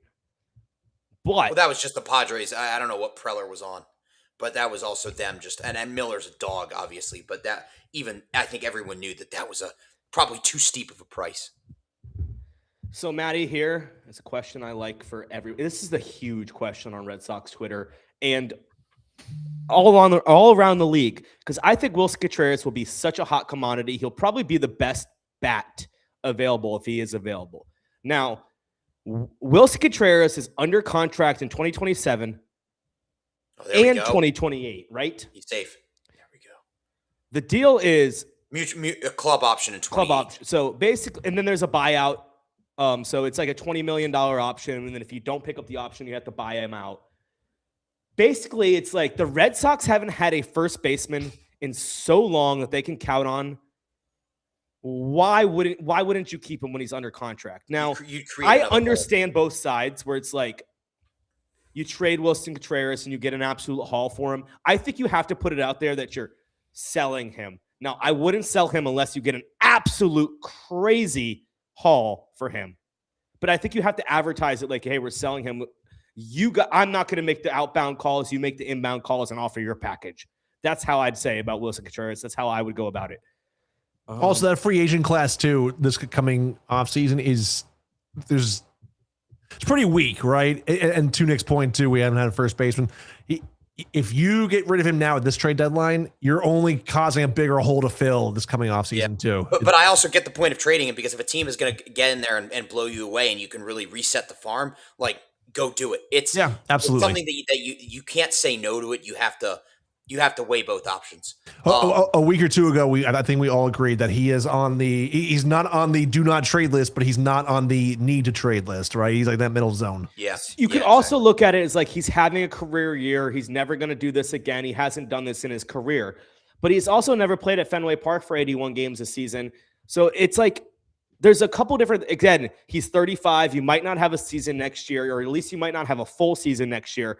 It's like, I understand what you're saying, Maddie, but it's also, we have no trust in Tristan Casas to ever play a baseball game for this team again. So what's your, and then you have no one else in AAA because you traded Blaze Jordan. You have nobody that could play that position going forward. You gave up on Christian Campbell at first base. So it's like, what are your options if you do trade him? I understand both sides, and I wouldn't be upset if they traded him. But even if you went 2 weeks ago, I was on this side, like, trade him, get the haul. You absolutely can get a haul for him. Now it's like, I understand why you wouldn't want to. I asked Cal. Yeah, I go back and forth. I think now I kind of do want to trade. I won't be upset if they don't trade him, but it's like, get as much as you can. Like, I know you're not super far away, but like, you're not, 6 years away, but it's also like, see what you can get for him. All right. I did ask Cal a question because I know Cal's a big prospect guy, and that's his like big focus here. I doubt you can get a prospect currently in the top 50. You have to do it like the Marlins did when they traded Tanner Scott to the Padres. You need guys who are back end that you could believe can shoot up the rankings. Robbie Snelling was a back end top 100, and now he's floating around the top 25.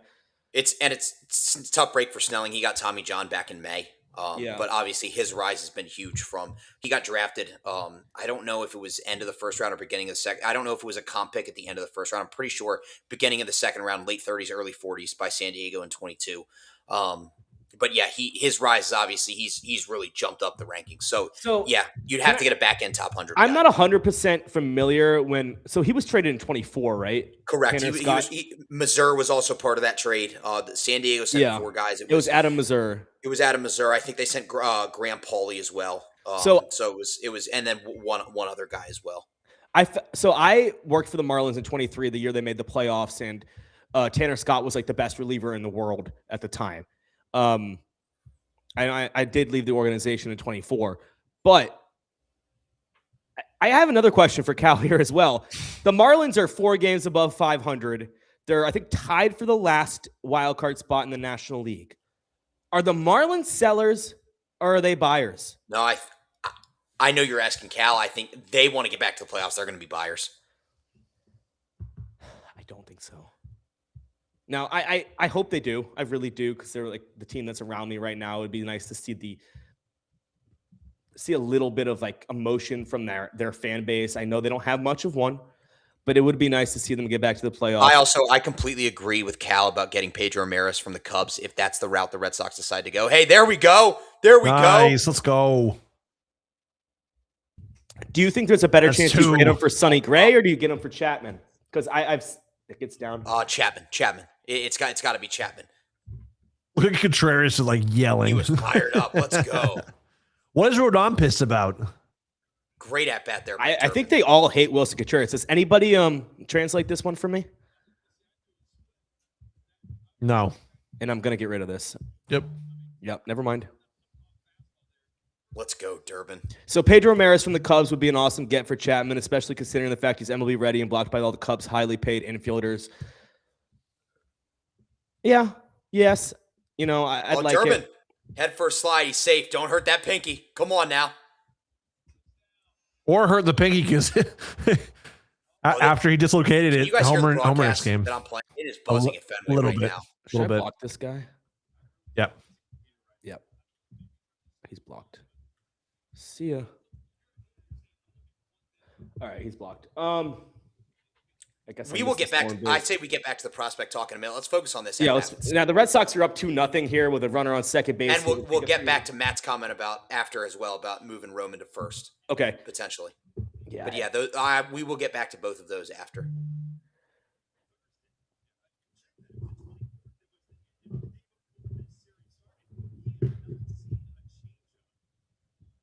Tyler Milliken just tweet. I don't know if you guys noticed, but that Durbin hit was the first hit of the game. Yep. Yeah. Couple walks.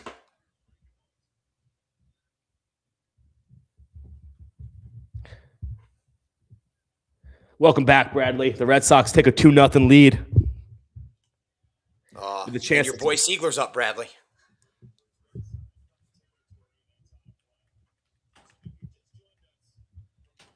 And also the sacrifice bunt by Gonzalez was huge, getting both runners over.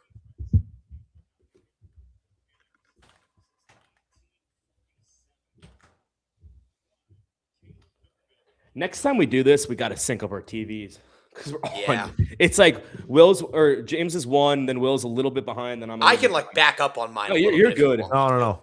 Nick, I think you and I are at the same speed. Can you delete them from the? Let me check. Give me a second. I do it from Restream. Oh, I don't know. No, This is an interesting comment from Cal. I can block him. I can't delete. Here. I'll look into it. I think the Marlins are in kind of the same position as the 2024 Sox, where the contention year is a little early. At least the front office, I think they could do a mix of both by maybe looking for a controllable bat, but also trading for some MLB ready guys. Sandy and Fairbanks come to mind. Yeah, absolutely. I also think Cal, like, you can look back to the 23 Red Sox as part of that, and the Justin Turner for Edward Cabrera trade. I think both teams kind of didn't know what to do. Both front offices didn't, and that was a squandered opportunity by the Red Sox not trading Turner for Cabrera, at least from the Red Sox side of things. And the Marlins are probably happy that didn't happen. Yeah, so I can give a little bit of feedback on that. That was a 100% real trade. Yeah. And it was more going back to the Red Sox. So I'm pretty sure Jake Eater, who was traded to the White Sox for Jake Berger, was also going to go back to the Red Sox in that trade. He's obviously not done much in his major league career since he's been up in the major leagues, but that was also, from what I understand, was going to go back to the Red Sox for Justin Turner in 2023. Now, this is a totally different regime where Peter Bendix and Kim Ng back in the day. Kim Ng was more of an old school general manager or executive, while Peter Bendix is more of a analytical kind of guy. Yeah, more new age kind of guy. So maybe Cal is correct here as they do a little bit of both. I brought it up to James. Will, do you remember this by any chance? I think it was in the first show, and I don't know why we were talking about the Marlins at all. But I said, here they're back. Where did that comment from Cal go? I don't know. They're both in there. Okay. I said in the first good at bat, Siegler from down 0, and Durbin stole third. On the walk? Yeah. Wow. So what I was saying, Will, I don't know if you remember, was I don't know why I said this, but I said in the first show of the season that the Marlins would head into the trade deadline as a wild card team, and Peter Bendix would sell everybody. Now, it's almost come true. Is he going to sell? I don't know. But why were we talking about that? Do you have any recollection of why we were bringing up the Marlins? Jeez. That must have been like the first week of the season kind of deal. I vaguely remember you talking about it, but I don't remember the context. Now, it's almost becoming right. They're 4 games over 500. I don't think they're going to win a World Series or anything, if even make the playoffs. But it is a surprise. Siegler putting up a good at-bat. I've been so impressed by his at-bat. Yeah. This is a big spot here. This is where the Red Sox, they've struggled this year in terms of breaking the game open a bit. Let's see what they can do here. Obviously, trying to just calm Rodon down, get him back in the dugout. I'm pretty sure mound visits going on, but I hate to bring up the word in the jinx, but the Red Sox have had a couple of these lately. Yeah. You've been toying with them. Don't say it. I'm not Yeah. going to say it here. But I know, but like I like the way they manufactured runs this inning. Obviously, Durbin with 2 stolen bases, the sacrifice bunt by Romy Gonzalez before the 2-run single from Durbin. It's playing more small ball, playing to their strengths, and seeing But what they being can able to do. play the small ball like this entire Yankee series they have been doing, it's like it makes those the rare power that we do see every now and then like that much more worth it. I feel like Paul Blackburn pitches every day. Yeah. Give me another Wong Dong. Break this thing open. Realistically, do we see another Wong homer this season? Yes. You think so? So it feels Rob Radford just tweeted, tonight's guest in the GM box with Craig Breslow is Clay Buchholz. Nice. Were they boys back in the day? I bet they were. I don't know how, but they probably were. Yeah, they were all 4. Good on eye. the same World Series team. Good eye. All right. Is Chang going to come through? Honestly, I wouldn't hate if they pinch hit for him here. This is a big spot. In the fourth? With who? Monasterio. In the 4th inning? I mean, yeah, I don't know. Chang probably shouldn't be on this roster.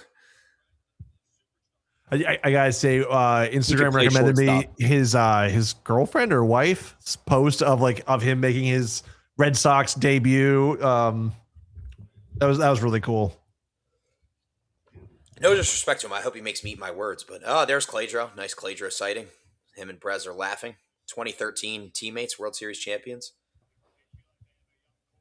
Was he eating some fried chicken with that beer? Bro, Chang's batting stance is a little weird. Sorry, 2011 Red Sox. I had to make that reference. He is drinking beer. What is Breslow drinking? Did they order some Popeyes with it too? Dude, he looks possessed. I don't know. Imagine we just saw that clip and Breslow's pounding beers. I mean, Clay can do whatever he wants. It looks like there's someone next to Clay too. There's definitely someone behind him. Yeah. And the GM, the front office box is not that big. You can probably fit like 10 to 12 people in there. So I've been in one. So when I worked for the Marlins in 23, Kim Ang once a month did a big missed opportunity. Yeah, I'm a little behind here, but yeah, I'll send my little story. So about once a month, Kim Ang used to do a front office staff like get together in her suite, which I thought was really cool. Like you could come up there and just talk baseball with her if you were like a front office member, and she would just let anybody they wanted into her suite. Not anybody you wanted, but like anyone with credentials could come into her suite, spend 10, 15 minutes with her, hang out, talk baseball, and then leave. So that was a really cool experience for me. To be honest, I didn't take much advantage of it. It's just felt a little awkward just hanging in there with Kim Hang, but like it's something cool that it's like I've been an owner or I guess an executive suite, got to hang out with her, and I wasn't just me and her. I'd bring a couple other people with me, but it's like, yeah, it's something cool. Yeah, I don't know if I would have pinch hit there, but I understand what you were saying. This is the story. This is the story of the season. Not coming through with guys up, but yep. Maddie here, Yankees guy goes, don't worry, the office isn't doing crap lately. You're good. Yeah, I mean, this team's totally your Yankees team is totally different team without Aaron Judge. Like, they're certainly capable of putting up runs in an instant, right? Like, I mean, with the way Sonny Gray has been pitching lately, I understand how great he is, and with your lefties, like Jazz Chisholm's a guy that can run into a ball. Bellinger's a guy that can run into him. If you're neutralizing those powerful lefties with your Peyton Tolles, your Connolly Earlys, like this is a team that could, like, I understand why they're not doing it, but here we go, Bradley. That's such a great story, Nick, and such a great example of exceptional leadership. Yeah, we could talk about the Kim Eng firing and the philosophies all you want. What I understood was they wanted to hire Peter Bendix over her, and she basically said, screw you in the Ben Cherington role, like get me out of here. I'm not doing that. It sucks she never landed on her feet in a major league job. I know the Red Sox wanted to offer her an interview, and she turned it down back in the day, a couple years ago. But yeah, I bet she's doing well. I think she's doing something in college softball, if I'm sure. if I'm right. I don't know. I can look it up what she's doing now. But yeah, I thought she'd be someone that would land on her feet, at least in some sort of front office job if she really wanted it. But maybe she didn't want it. Stat that's shown on the broadcast right now: the Yankees are hitless through 4 innings in 3 straight games for the first time since April 30th through May 2nd since 1963. So there you go. It's been a long time since they haven't recorded a hit in 4 innings of 3 consecutive ball games. So Kim Ang is the commissioner of the Athletes Unlimited Softball League, which I thought this was the Australian league because it's AUSL. That's what their initials are. I don't know. If we go back to that, it was a bad look. The Marlins had just made their playoffs for if you really want to think about it, it was the first time in a full season since 2003 when they won the World Series. So 20 years, 2023 to 2003. They did make the playoffs in 2020, which was a fake season. And then they basically let her go after making the playoffs. It's a bad look. She was the highest woman executive in professional sports at the time. Obviously the highest in baseball ever. It was just a bad look that they kind of wanted to hire someone over her. But yeah, I don't know if I would have wanted her to lead the Red Sox. It would have been a very different change of pace, but I was surprised she declined that interview back a few years ago. Matt, I know you were talking about the Yankees offense not doing much. Just showed the notable injuries on the broadcast with Judge out, Stanton out, Grisham out, McMahon out. In your opinion, what do you think they need to get at the deadline to really reinforce themselves? Obviously, Judge is going to be coming back. You think Stanton's going to be coming back. Grisham should be back relatively soon. But who would you, as a Yankee fan, who would you like them to target to kind of reinforce things offensively? And obviously, Fried still out, Heel as well on the pitch again. But if there's anyone that you think can jolt the offense, it would be interesting to see. If Clark Schmidt can stay healthy too, I think. Yeah, obviously that was the last guy they showed on there. Yeah, because it's really 7 notable injuries. But, so it's like, what position do you think they go after? Like that? Yeah, that's kind of what I want to ask him and any other Yankee fan. Like that's kind of the tough part is because Jones really hasn't done much, so it's like that roster spot is going to be, and I think they're going to view Lombard as an addition to, as a trade deadline acquisition because I would presume he'll be up to try to, get a spark or get some offense going. If I had to answer it, I would probably say the left side of the infield, the shortstop, third base spot. Swing and a miss. But they could go an outfielder. On the sweeper. Ryan Jeffers. No surprise, another strikeout for Spencer Jones. 5th of the night for Gray. Let me answer this question from Bradley here. I'm curious with your insight, what kind of grade would you give her and what were her strengths and weaknesses on the field? So I think Kim Ang was very good with communicating with her major league staff or major league team. I do think she was very non-analytical, old school-ish way. If I went with strengths, I think the fact that she wanted to add payroll to a Marlins team could be a strength. I know that's really weird to say. Here's what Cal says. Kim Ang, great leader. Bendix has done great with Miami, though. He's like a 90th percentile Chaim Bloom. I know they basically didn't Peter Bendix basically replace Chaim Bloom once Chaim Bloom went to the Red Sox? Peter Bendix went into Bloom's role, and then Bendix went into the Marlins role. I guess her strengths were wanting to win. She was a winner. I agree with you on that. I think she was a winner. I think she wanted to win. I do think she was very Chaim Bloom-esque, where it was like defense didn't matter to her, if that makes any sense. Where Chaim Bloom would just stick guys in random positions and think it would work out, like Kike Hernandez at shortstop, Christian Arroyo in the outfield. I think she did a lot of things like that. Like Jorge Soler was playing every single day in right field for her. That's something you can't do if you want to win games in the playoffs. Like, I agree with you on that. Like, I don't know. She definitely had her weaknesses. I do think she was going to gut that system if she had a chance to. Like, I think she wanted to build to that 2023 team where if you really broke it down, they were a lucky team that made the playoffs with a about even run differential. But I don't know. I don't know if she would have been great in this Boston market. So Maddie goes here. Jeffers from the Twins has been rumored. For all the Yankees reporters to have him rumored already shows how big of an interest there is there. And Cal said Jeffers as well. Yeah, Jeffers has been linked to the Yankees, I feel like, for weeks from Heyman. And it makes so much sense, too. Yeah, they need an upgrade behind the dish. It's just a matter of him getting healthy. And also have like an actual righty catcher, like that can hit righty, too. Now, if the Yankees ever moved on from Austin Wells, I'd be interested. You'd be interested in the Red Sox getting him? I'd take him if there was like a. I just, even like Cal mentions, like the Sox should go after Jeffers in the offseason. I just don't see that happening. I don't look at catcher and going like, all right, we need to invest heavily in that position. I do. Upgrade, yes, but not like that's not a major point for me. I think we're gonna have bigger holes. Yeah. It's really going to be what happens at this deadline. If they trade Wilson Contreras, they're going to have the biggest hole at first base. They also just showed on the broadcast most strikeouts since 2023 on a specific pitch, and Gray has 368 on the sweeper. It's third most in baseball on any specific pitch. It was somebody else, and then Gray. Oh, wow. Just missed. Surprised they didn't challenge that one. Maddie says he think they're going to make a run at Skubal. I think the Yankees will be in on it, obviously. I don't think they end up with him.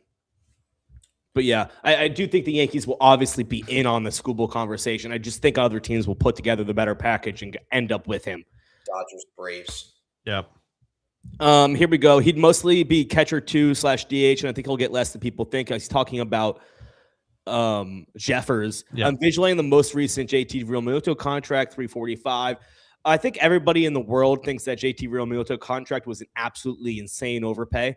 Not just because of the age, though. I mean, I'm a guy that I think JT Realmuto brings other things besides just his catching abilities. He's to like the game. Like I wouldn't have been upset if the Red Sox targeted JT Realmuto and signed him. Now, if they gave him the 3 for $45, I might have been a little upset. Roll that. But there was 2 outs anyway, so it didn't matter. All right. Let's see if I can get this thing to go faster. Gray's cooking. I'm behind.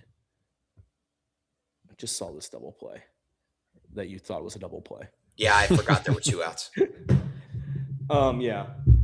I don't know. I'm visualizing the most recent JT Realmuto contract. I'll be honest, I don't think Ryan Jeffers gets that much. He might. You never know. Also, this offseason is going to be insane when we don't know what's going to happen with the lockout and everything like that. So I don't think Ryan Jeffers is going to be like the first guy off the board. Like, I think if we do get a lockout and we miss a significant time, it's going to be like that. I think we're going to get a lot of activity early until, was it December 1st? Is that the lockout date? December 1st. So November 30th at 11:59. You're going to get a lot of action in November. Then you're going to get locked out most likely. And if they end up unlocking, you're going to get a huge flurry of action in March or April or whenever it happens. So, yeah. Sonny Gray's a national treasure. It could also be like the Garver contract with Seattle. I don't 100% remember the Mitch Garver contract, but wasn't it only like 2 for $18 or something like that? Yes. That could be a possibility. Cal, if you know the numbers off the top of your head, go ahead. But that's kind of what I'm thinking of. Maddie here, I guess this is about Skubal. No, I don't either. I think Dodgers get Skubal. I think Yankees end up with Jeffers and a hater type. They need to go in all in now, though, but Cashman probably won't. I think they go in. I do. I think they go in. Yeah. Trade for people. Hater, the Astros have come out recently and said they're buying. So I don't think that's going to happen. Garver got 2 for $24. So that's $12 million a year. Is that the guy? So do you want the Red Sox to go commit that much money a year to Jeffers? Maybe it will be valuable. I don't know, but that's not what at the top of my list. Again, all depending on the trade deadline. It's like I just see so many other gaps that we should put that money toward than a catcher too, right? Mm-hmm. I don't know.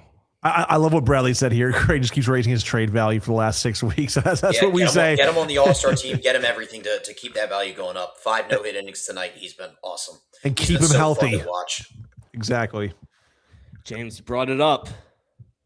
I brought it up before this past inning. I know. He said I don't know. He said it, though. He said it. He said the word. Good job, James. Way to go. I said it last inning, too. He's going to give. And I'm a believer in the jinxes too, but you still gotta. He's not out on the mound right now. We got a Travelers Championship playoff at 9 a.m. tomorrow. Why are they not still playing? Scotty Scheffler and Victor Hovland, two big names in the golf world, at least. At so 9 a.m. tomorrow. That's going to be some good they Monday probably morning. ran out of time tonight. Yeah, probably just got sunlight. Here we go. Yeah, I think it's fine. Deal $12 million a year is a round backup money now, and Jeffers is good enough to start around 130 games a year, and he'll be productive. It's not the thing I'm gonna harp on. It's like I'm not gonna go get a backup catcher for $12 million. It's not the issue. It's the issue is if you trade Wilson Contreras, who's gonna replace that production? You still need a guy. You got to get rid of Jarren Duran, something, or I don't know. There's so many different ways you can go. We still don't know who's going to be in charge of the deadline. I mean, I think we do know who's going to be in charge of the deadline. Yeah. But who's going to be in charge in the offseason? Who's going to be in charge next year? Are we really going to fire our GM or CBO heading into a lockout? Because you can't.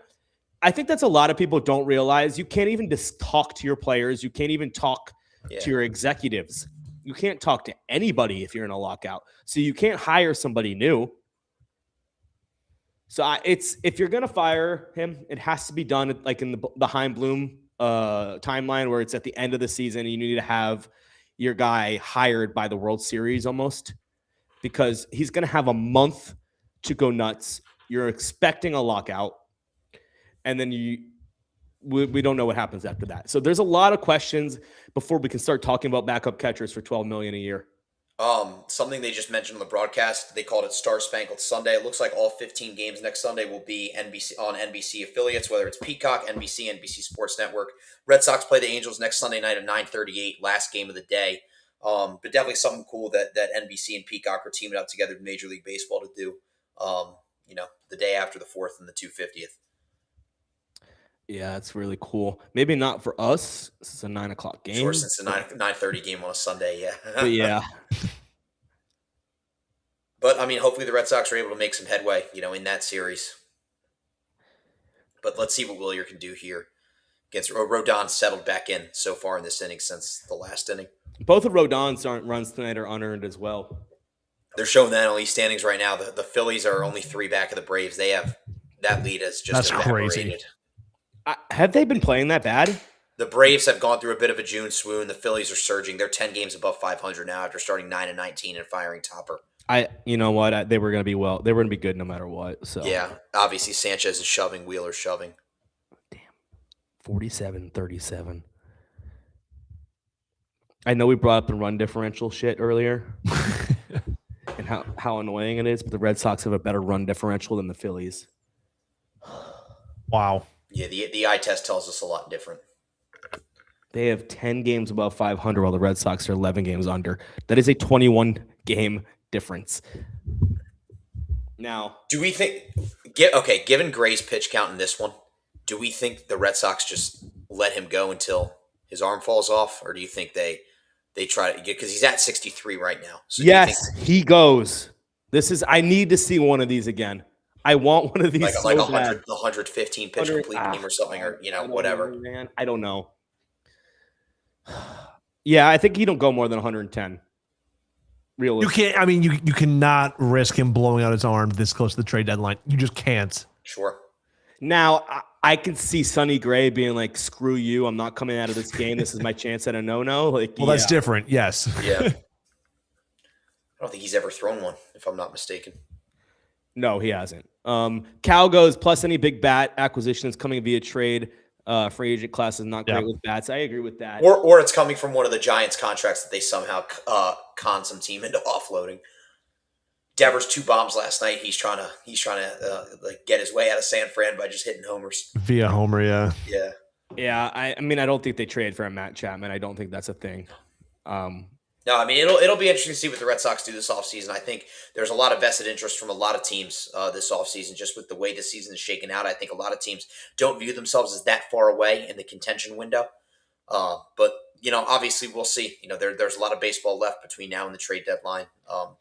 The AL really has two strong teams in New York and Tampa, and then it's kind of everyone else, Cleveland and Chicago in the Central. The West is just muddied waters of who's going to finish with like 83, 84 wins at this rate. Correct, Cal. None of them are any They're good. not great. Yeah. I mean, I'd take That's Chapman hence like them trying to con someone into it. And Chapman brings the value with his glove, and he's been much better in June. But their only guy of value is Logan Webb, and they obviously don't want to trade him. I think he had like a .71 ERA. But that's the guy who would get them back a huge prospect haul. But they're not interested in trading him, so I don't really know what their plan is. Yeah, I'd probably welcome Matt Chapman, but again, it's like I don't think that contract's going to age well. It's I'm staying out of that. I'm staying out of that business. Now, if they wanted to eat it and you gave up barely anything, I'd take them. But it's I feel like the Yankees have been swinging first pitch a lot tonight. Another first pitch swing and out there. I feel like they've been aggressive early in the count against Gray, whether it's first pitch or early in the count. I mean, because he's pounding the ball in the zone. Keeping that pitch count low, though. I mean, I'm all for it. Yes, 64 pitches through 5 1/3. If this happens, we're going to have to change this YouTube.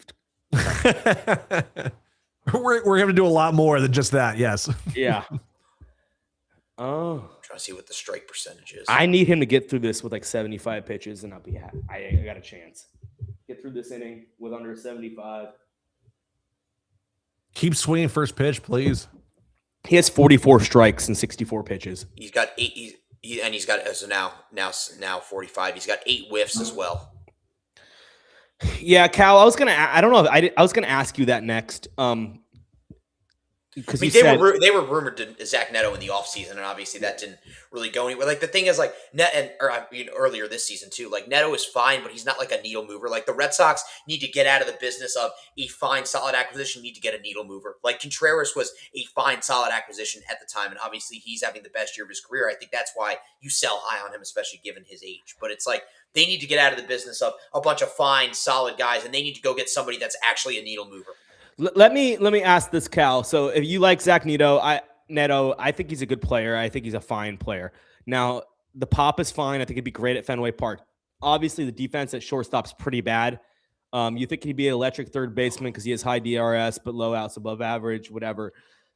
What do you do with Caleb Durbin at that point? Let me phrase it like this. Is Caleb Durbin done enough in the last month or so to prove to you that he's a guy? Or is he a utility guy going forward, at least in next year? Now, if you acquire Zach Neto and you put him at third base, what do you do at shortstop? And then what do you do with Caleb Durbin if that's your solution? Mind you, Durbin was one of the worst hitters in the sport, and his defense was keeping him on the field. Right? I'm not looking for a defensive replacement for third base. I think they're all confused about the count right now, or Boone was confused, but it doesn't matter. So he goes, Neto's been a 5 WAR player or a shortstop for a couple years now with the 25-25 season, 30-30 potential. Now, I do think he'd be a needle mover. I do think he'd be a great player on this team. Just not at third base. Here's the thing. It's like if Durbin's a guy, like Bradley obviously thinks he's a guy. I think he has a chance to be good on this team. Good as in like a 95, 90 OPS plus bat. A little bit below average with great defense. Like, I think he's a guy. Like, I think he deserves to be on this team going forward. Am I okay with just sitting him or going in and slotting him to third base full time next year? I'd be okay if you went. Like, I'd rather upgrade at second base if we're being honest. Like, I'd rather go get a second baseman than a third baseman if I'm going to go trade for a player. I do think they just missed a ball in that last at bat. Obviously, Caballero grounded out, but I think it should have been 3-1 instead of 2-2. No, is that what they were reviewing? That we'll take it. Rush back pitch. Yeah. I think they just missed it. And right now, Gray is only 1 over the minimum with Chisholm. He's gross right now. That was nasty. Oh. Yeah, they're showing the umpire score counter. Yeah, he's 1 over the minimum. 71 pitches. Yeah. Let's get through this inning, Gray. Come on, Sonny. Yeah, I want this one bad. Yeah, I'll put this one up here. I mean, Zach Neto's been a guy. Cal, do you have anyone else out there that you think of? Like, Zach Neto's a guy that I think will be traded eventually. I'm trying to like just. Wong with the challenge here. I think he's gonna regret it's that the one. ball, yep. Unfortunately, yeah. Mm-hmm. Yeah, way up. That was a bad one. That's way up, and it missed his spot by a mile. And Sonny stretching out his hamstring there too. He did that after the first batter of the game too. I think that was more of a. I don't think that was a strike. His health is like out since the first batter of the game. His health is such a like he is made of glass as far as I'm concerned for tonight. It's like do not push it at all. Here we go. Yes. He went. Let's go. Oh, Chisholm is not happy. Dude, Chisholm is so bad. He wanted the appeal. He might get run here. Chisholm is so bad at these like. Oh, here comes Boone. And I understand him wanting an appeal to third. Of course, base. Like that's totally understandable. But why'd they cut to commercial when Boone was going to protect him? Come on now. With the hand up too. Come on. Talk to the hands. We needed to stay there. I know Somebody's going to get tossed on that one. Yes, correct. I think Boone will be the guy that goes because I think he wants to spark his squad here. Player, yeah. Yeah, and they don't have a hit, obviously, but Bradley goes. So now when you say it, it's okay. Yeah. You already brought it up. It's okay. It's both of your guys' fault. So yes, Durbin is a guy. Watching him last year in Milwaukee, I'm convinced. I've loved him the last month. He's been great. He's been our best hitter the last month. Is he a guy? I think. Okay. If you want to talk moving Caleb Durbin to second base, I know that was a conversation in spring training. Where is he going to play? Is he the second baseman? Is he the third baseman? I do think he'd be great at second base. I do. And if you wanted to get a Zach Neto, you can move him to third. Cal, if you hypothetically trade for Zach Neto, who's your shortstop then? Is it Trevor Story? Is it Marcelo Meyer? Is it someone else? Like at that point, if you trade for Zach Neto, why aren't you just putting him at shortstop? Because I understand it's the defense concern, but your other options aren't that great either. Why wouldn't you get Zach Neto for second base? Nah, you need to put him a shorter third. I do. He's too good defensively to not waste it, I do agree. I think it's a. Are you boys with Cal?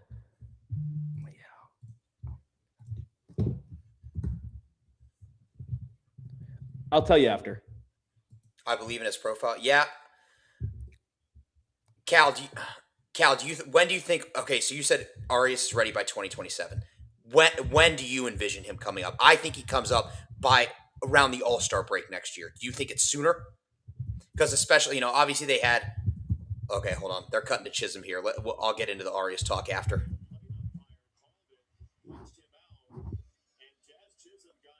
Is Jazz still wearing Aaron Judge's pants or like Stanton's pants? Who knows? It looks like it.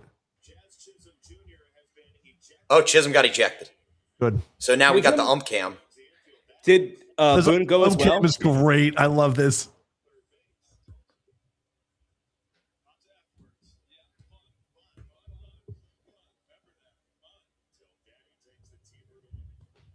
Tough one.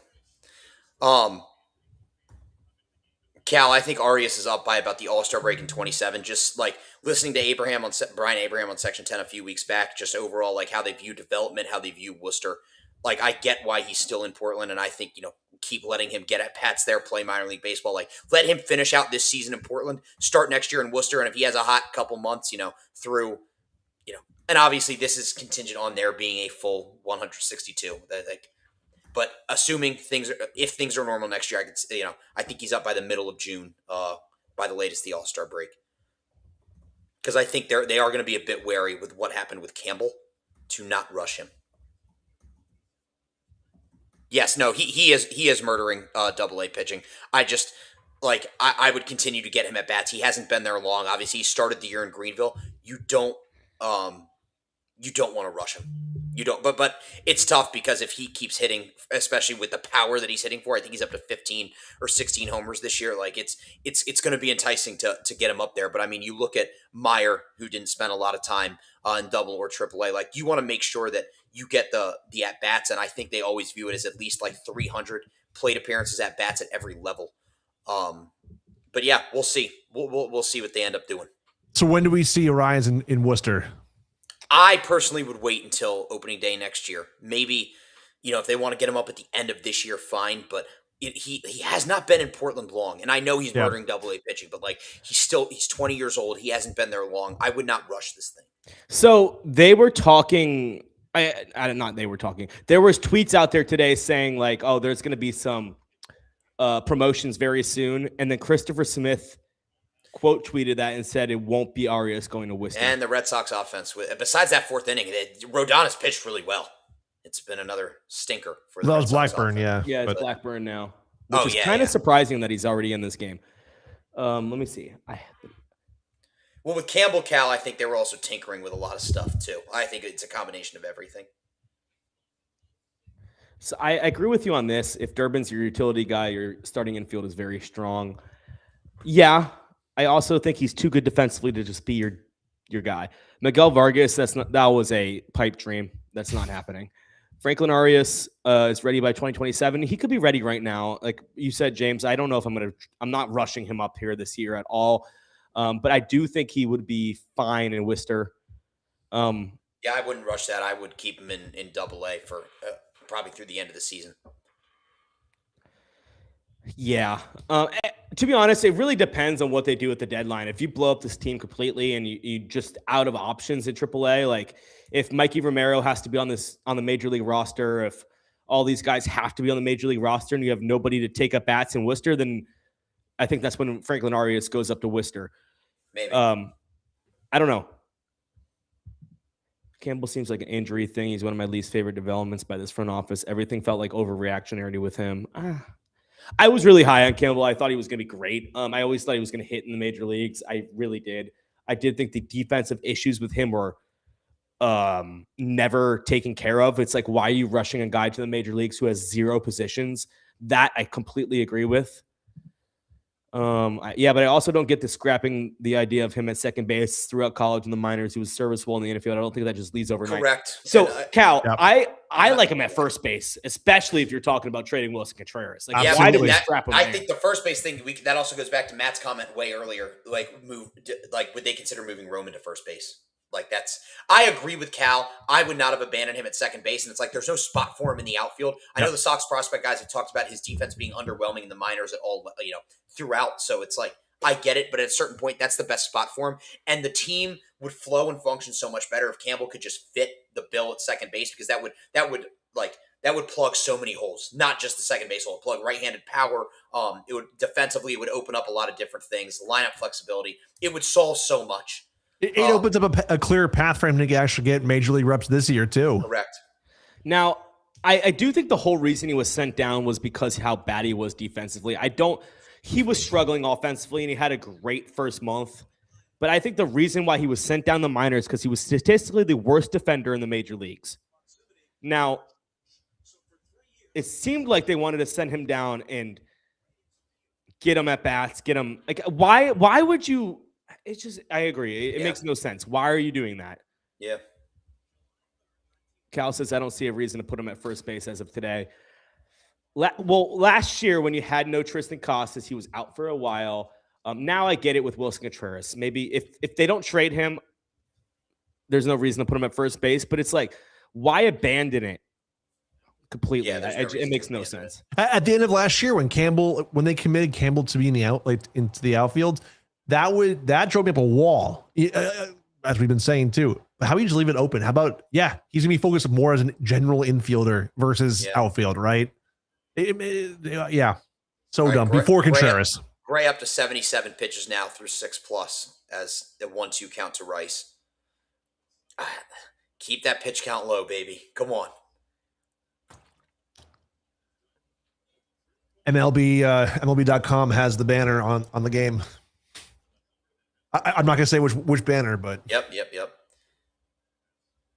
And the Durbin single is the only hit for the Red Sox. Yep.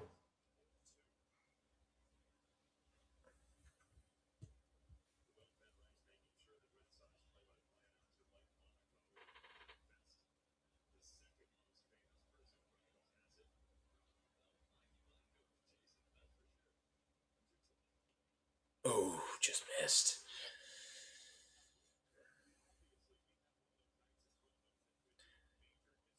Nick, I think you're muted. Maybe it's just me. No, you're right. So Bradley says here, we're talking about Arias. It's hard to rush another phenom, just like you said. Not Will, James, and see him get wrecked. I already have PTSD with the other guys being rushed. Campbell was the rushed guy. I think Meyer deserved a few more at bats. Get it. Let's go. Boy, Siegler. That was close. All right. Boy, Siegler. I'll be right back. I'm gonna get some. Wait, James, you just saw that play? We might be caught up now. Like, yeah, we'll be all synced up. Go. All right. No. I mean, I don't know. Just don't touch it. Yeah, I won't. Yeah, Bradley. Yeah, you guys can't include yourself in a jinx. Hey, I can't be part of the problem. I cannot sleep at night knowing that. They just flashed off the All-Star events now. Yep, same. 5 Yep. seconds ago. Yeah. Come on, Sonny. Nice pitch. He's been mixing everything up so well tonight. Yep. So well. Is he one of the pitchers that have publicly came out and said that he likes pitching to Connor Wong? I don't know, but a lot of the guys, feel that way, and it's right. I know Crochet really totally likes pitching to him, but now he's up to 11 whiffs on the night. Let's go. He's mixing everything in so well. The sweeper at 27%, the sinker at 24%, cutter at 20%, and the fastball at 17%. So it's like he is doing a really nice job. Yeah, Chisholm gets tossed from Gary Griffin over there. Yep. Yeah, and the ump cam was hilarious. I love that ump cam, man. Just like it looked like he was talking to all of us, just watching the game, right? Like just yelling at us. All right, come on, Sonny. Up to 83 pitches now. That pitch count's creeping up there. That's the only tough part. Gotta slow it down. We're good. I'm back here. So Jerry says, yeah, can't spell Chaz. Is this a Chasm? Yeah. Cal here. Oh, this is an ultimate jinx on the broadcast. I didn't watch it. I'm not watching it. Didn't see it. Why are they even showing that if it's not perfect? Let's not say it now. Because it was on June 28, 2023. It was on this day in baseball history, yeah. And now Clemens is talking about it, of course. So I don't know if you guys read this while I was out here, but I feel like a lot of fans had to come to terms that you have to get guys pre-breakout and acquire-based upside.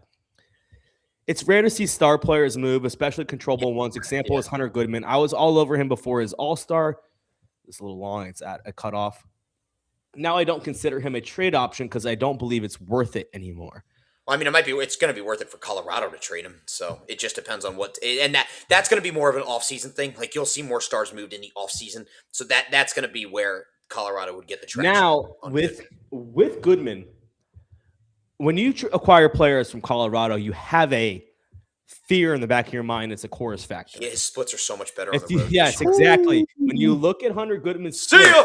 Let's go. What a great pitch. That's a strike. That's a strike. He hit that. That's a strike. Boom. Let's go. Let's go. Is that their last challenge? No, they have one remaining. One more.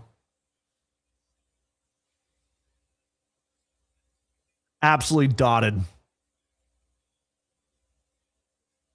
This umpire cam is so cool. Wow.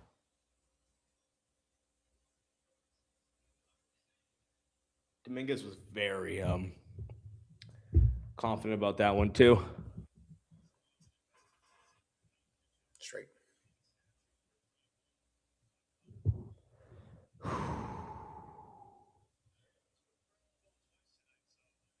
Yeah, Bellinger has made good contact, like Benetti just said. 18 of 22 first pitch strikes. And I think that's why. I think that's also why they've been so aggressive early in the count or on first pitches because he's throwing the ball in the zone. Nice pitch, way to keep him off balance. So I'm telling you guys, Sonny Gray's an all-star. Sonny Gray might be starting the game after this performance. Okay, let's not get carried away too much. Cal, we got two. Yeah, Middlebrooks is always awesome in the booth, whether it's on EEI, Nesson pre and post game, Nesson booth. This. Yep. So yeah, me not wanting Goodman anymore isn't just because of splits. I hate the combination of poor swing decisions and high whiff. It's a recipe for disaster and not worth a star return. I understand. Yeah, I get what you're saying. I think Goodman would be great at Fenway Park. I really do. Let's go. But it's Let's like, go. if that's the guy you want to give up assets for, I totally agree with you on that. Guys, I have What? Should I go wake up my girlfriend? No, we got to keep everything the same as it's been. Superstition. She started watching baseball for the first time last year. She's never seen one of these. Keep everything the same. Yeah. Okay. You're right. And with Buckholz in the building too. The second to last one of these that was thrown in a Red Sox uniform. Right. All right, let's get Bradley's comment down here. Why not? Umpire cam is the best thing about Sunday Night Baseball. Also, Middlebrooks has been great on this entire broadcast. Yeah, Middlebrooks is awesome. I mentioned James and Nick, but I ran into Ryan Kalish's cousin the other day on the sidewalk, and they mentioned this woman's really nice, but she mentioned like Middlebrooks was like always over and like how nice of a guy he is too. I've never met him, Middlebrooks, before, but he seems like a great dude, and he's always great to listen to. Oh yeah. Bradley wants me to wake her up. Oh. Bradley, we can't mess with Juju here. Come on. I'll text her and see if that wakes her up. I'm not going to wake her up. Even waking her up, the act of waking her up is going to change the. You're right. Never mind.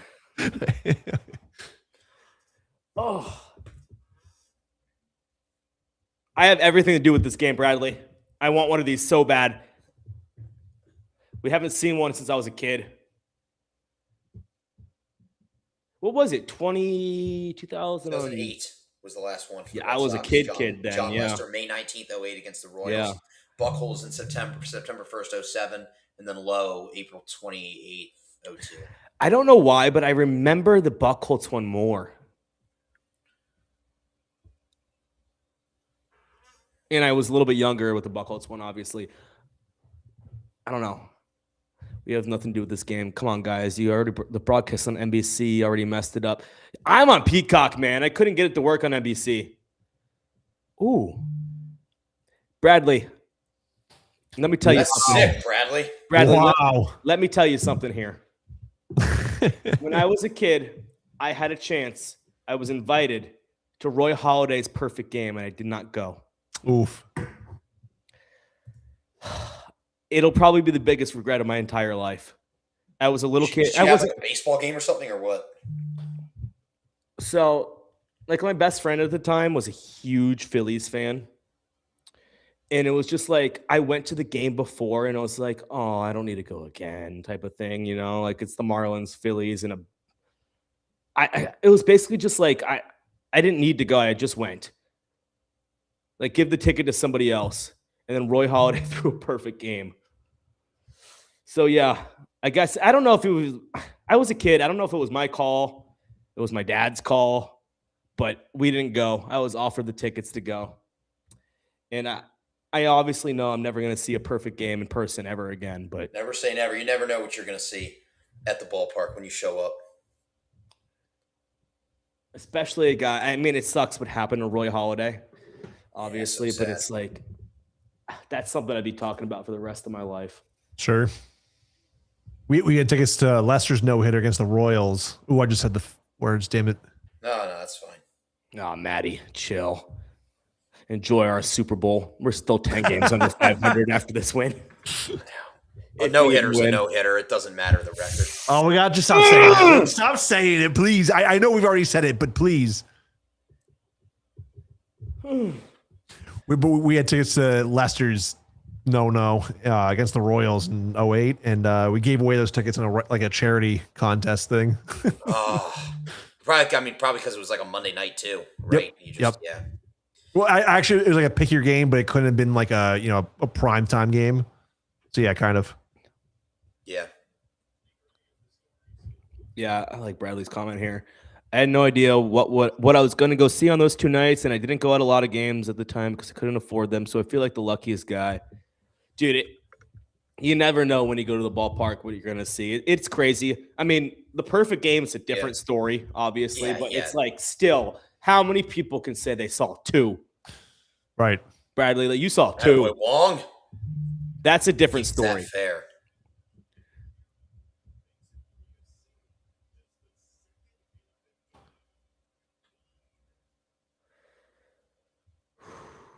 Yeah, you never know what you're going to see. I was at Mookie's 3-homer game against the Diamondbacks in 16 at Fenway. But as rare as the perfect game is, like the 4-homer game is rare, and obviously I went to a 3-homer game. It's more rare. Correct. Yeah, there have been 18 4-homer games. There have been 24 perfect games. So yeah, but you know we're talking about seeing two no-hitters in the same like lifetime, which is really cool, Bradley. But it's like, it kind of puts in perspective how cool it is that Veritek caught 4. You know? Yeah, Nomo, Lowe, Buckles, and then Lester. Lester, yeah. We got Chang Bunting, hit him in the nuts. Yeah, sports are the best reality TV in the history of TV. Yeah. Sorry to all the Love Island fans out there. It's better because it's not fun. Oh, no. Come on, Chang. You beat that out? No, he did not. Oh, did he try to bunt again? No, a swing chopper. To Volpe, dude. He gunned that ball to first, and he did get him by half a step. Yeah, he's out. He's out. Yeah. I mean, honestly, I just kind of want to watch Sonny Gray. Yeah, maybe the quick innings will help him. You know, he's not sitting right. down. All right, I'm gonna run to the bathroom, like middle inning here. Yeah, go ahead. Why not? Yeah, Bradley, I agree with you on that one. Sports is the best reality TV in the history of TV. A lot of people could say sports are fake, but this one tonight is not fake. I can promise you that. The regular season baseball games, they're not rigged. They're not your Love Islands, like James said. They're not your typical reality TV.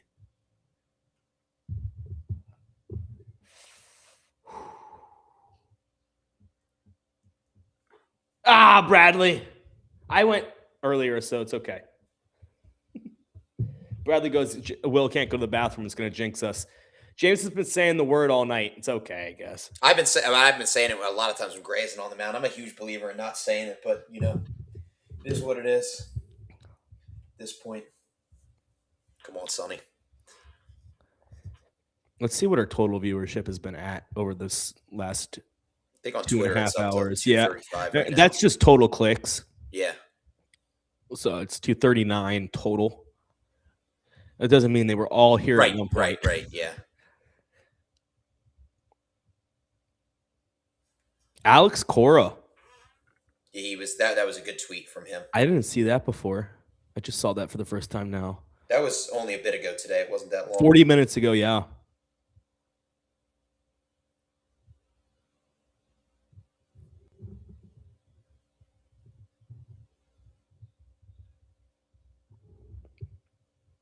James Tibbs hit a home run off Isaiah Campbell today.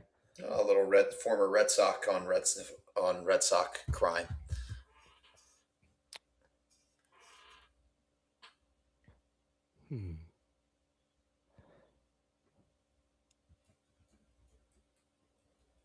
I hope this happens, man. All right, here we go, Sonny.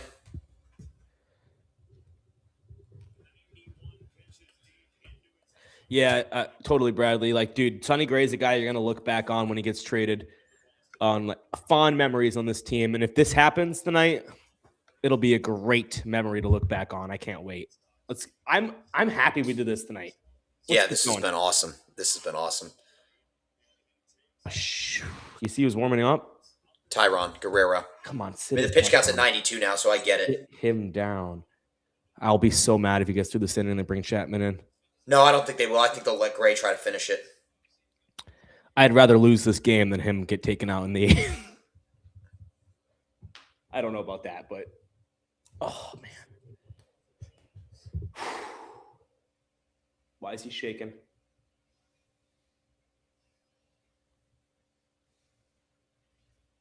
There we go. 0-2. Welcome back, Will. Thank you. We're still. Did he go? Yes, he did. We're still good. No. We're still good. We're hanging in there. 93 pitches. He went. Nope. I think I'm back ahead of you, Will. Maybe. That's how it goes sometimes. So I've been doing my starting pitcher tweets again lately. Yeah. I don't have one ready for tonight, and I don't even know what to say. There's not many words. Not much to boy. say. Oh, strikeout number 2,000. Wow. Milestone night. Yeah. Wow. 8 tonight.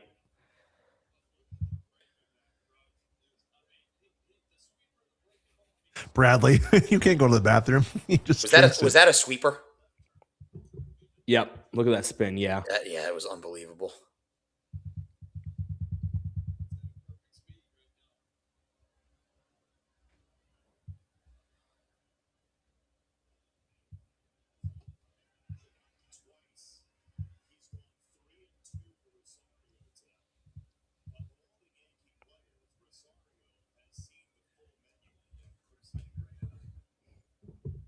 Of 24 first pitch strikes for Gray this evening.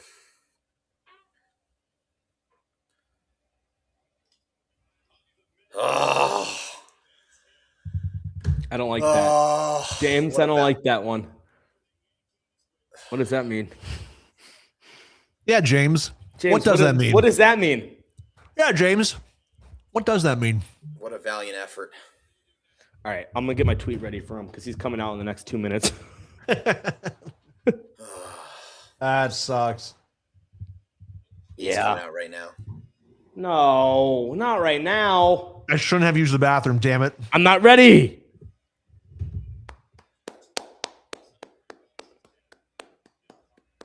What a performance, Sonny Gray.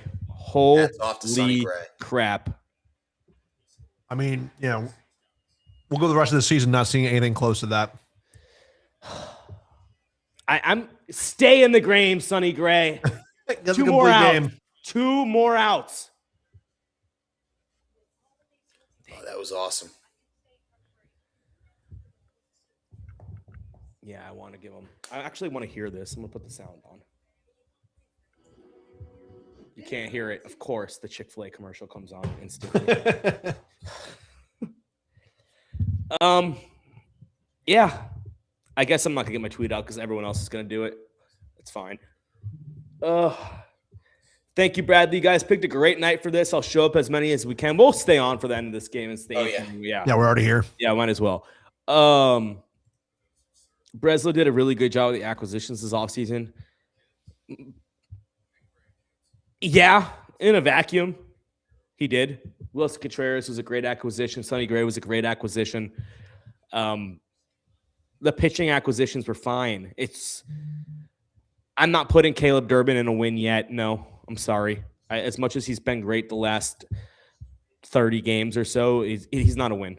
So many of these like Breslow believers that are coming out of the woodworks now are using that exact argument too. Look at all the acquisitions. But let's look at everything else he didn't do that has now caused issues with his team too. I just want to remind everyone, just so we're not all just gassing up. Give me a Breslow. second to find a tweet here. Hold on. Yeah. I don't know who this was. Ben Campbell. That's who it was. Give me a second. Let me find this tweet. He basically put together a spreadsheet of here. This is exactly what he tweeted. I wanted to go through and categorize all Craig Breslow's moves that I can remember into wins, losses, and TBD. These are not chronological order whatsoever, but it's roughly how I'd grade what he's done. Now, I went through a lot of these. These are not just baseball moves. These are a lot of moves. So he has Crochet trade in the Breslow W. Yes. The Contreras trade, a Breslow W. Yes. Ranger Suarez signing, Breslow W. Yes. And then he has rebuilding the pitching pipeline, a W. Yes. Chapman signing, yes. Rafael extension, yes. The Roman Anthony extension. That's a hit. Is that a yes? Yeah, I'd say that's a win. Yeah. Now, he also put the Bregman signing in a win. Is that a win or is that a loss? Referring to last year's Bregman signing? Last year's Bregman signing. That's a loss, in my opinion. I understand he's here for a year, but you put together the contract to get him out of here. I can look at it both ways. It's fine. The Sonny Gray trade, win. He has the Verdugo trade for Weissert and Fitz as a win. He has the Justin Slayton Rule 5 draft as a win. Now, the loss is the Bayo extension. It's a loss. The misevaluation of Tibbs, Harrison, a loss. But he put the Devers trade in the win. You can't put the Tibbs and the you can't put Devers trade as a win and Harrison and Tibbs evaluation as a loss. It's one move, right? Correct. That's a loss. They're not here anymore doing anything. Yeah. Total loss. It's a huge loss. Yeah. All right. I don't know. Let's lock back in. Guerrero's got to get out of this one. Now it's about trying to win this ball game. Yeah. Forget everything else. Roll that. You had trouble getting it out. All right, at least they got one. Actually, Cal, you're right. Hold on, let me check again. He does have the Devers in TBD. He also has the Bennett for Perales in TBD and Oviedo in TBD. Oh, that was Chang, not Siegler, but getting it out of his hand. But he has the letting Paul Taboni leave as an L. I mean, they didn't offer him the job. So now that's exactly what I was going to say, James, is they didn't offer him the job. But even if they did offer him the job, the promotion to go to Washington was still a promotion. Correct. If they offered him the GM job, he was going to leave anyways. So correct, because going to be the GM in Washington means you got full carte blanche. Being the GM in Boston, you're still behind Breslin. Didn't they give him the CBO title? Who? Taboni. I think they. Yeah, whatever his title is in Washington, he's the head honcho. Even if he got promoted from AGM to GM in Boston, he still would have been behind Breslow. So that's the point there. It doesn't matter. Like that's one.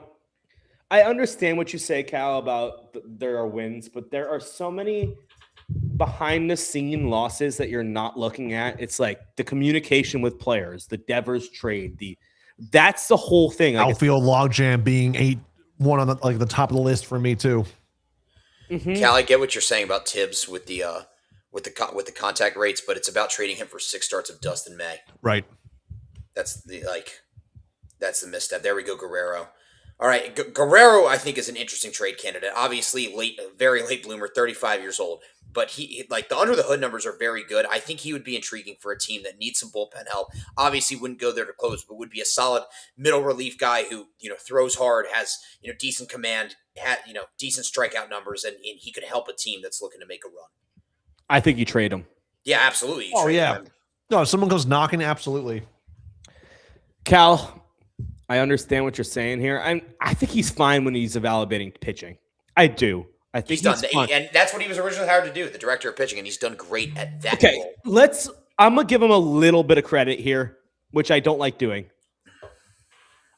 He has completely overhauled our pitching philosophy and everything. Sure. Now, the Red Sox, if you look back when Chaim Bloom was in charge, it was the total opposite. They could hit, they couldn't pitch. They've completely 180'd. Where now they can pitch and they can't develop their hitting. Now, yeah, but we didn't get to see a lot of Bloom's fingerprints are on this team with guys that he drafted, guys that he signed. So what I was going to get into here is the development of our prospects. That was something the Red Sox have always been known for, is developing hitters. The Mookie Bettses, they always bring up a hitter and he's successful at Fenway Park. You have brought up a wave of 3 big time prospects. And they failed. Christian Campbell is a failure as of right now. There's still time that he picks it back up and he's back and he performs at the major league level. That's fine. Marcelo Meyer, there were concerns about him hitting at the major league level before he was even brought up. Fine. Roman Anthony. Now, I think Roman Anthony is going to be a star in this league for years to come. I do. But the fact that we have changed our hitting philosophy and everything like that, that is a knock on Breslow, in my opinion. And I think the reason why these guys are not as successful as they could have been under other regimes could be towards Breslow. I do think that is part of it. Now, Cal goes, I think the last team I think he misspoke here, but I think the last thing this team needs at the start of this contention window is a complete philosophy change. Now, when do you think the start of the contention window was? Because do you think it's this year? I think you're wrong, Cal. I think it was end of 24, early 25 is like the real contention window. When Roman Anthony was called up, when Christian Campbell was getting called a 25, up. signing Bregman. I agree with you on that. Sure. I think if you wanted to break it down, the beginning of the Bregman signing was the real start of the contention window. Quick caveat here. Jaren Durant's pinch hitting. This is a big opportunity for him. Obviously, he's been going through it at the plate. 3 for his last 37, 194 OPS in June.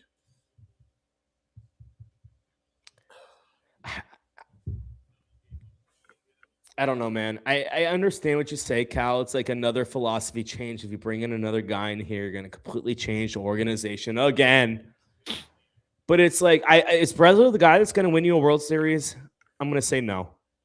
Then make the change. And you have to think that the current philosophy is just not working and, nip it in the bud now. I think so.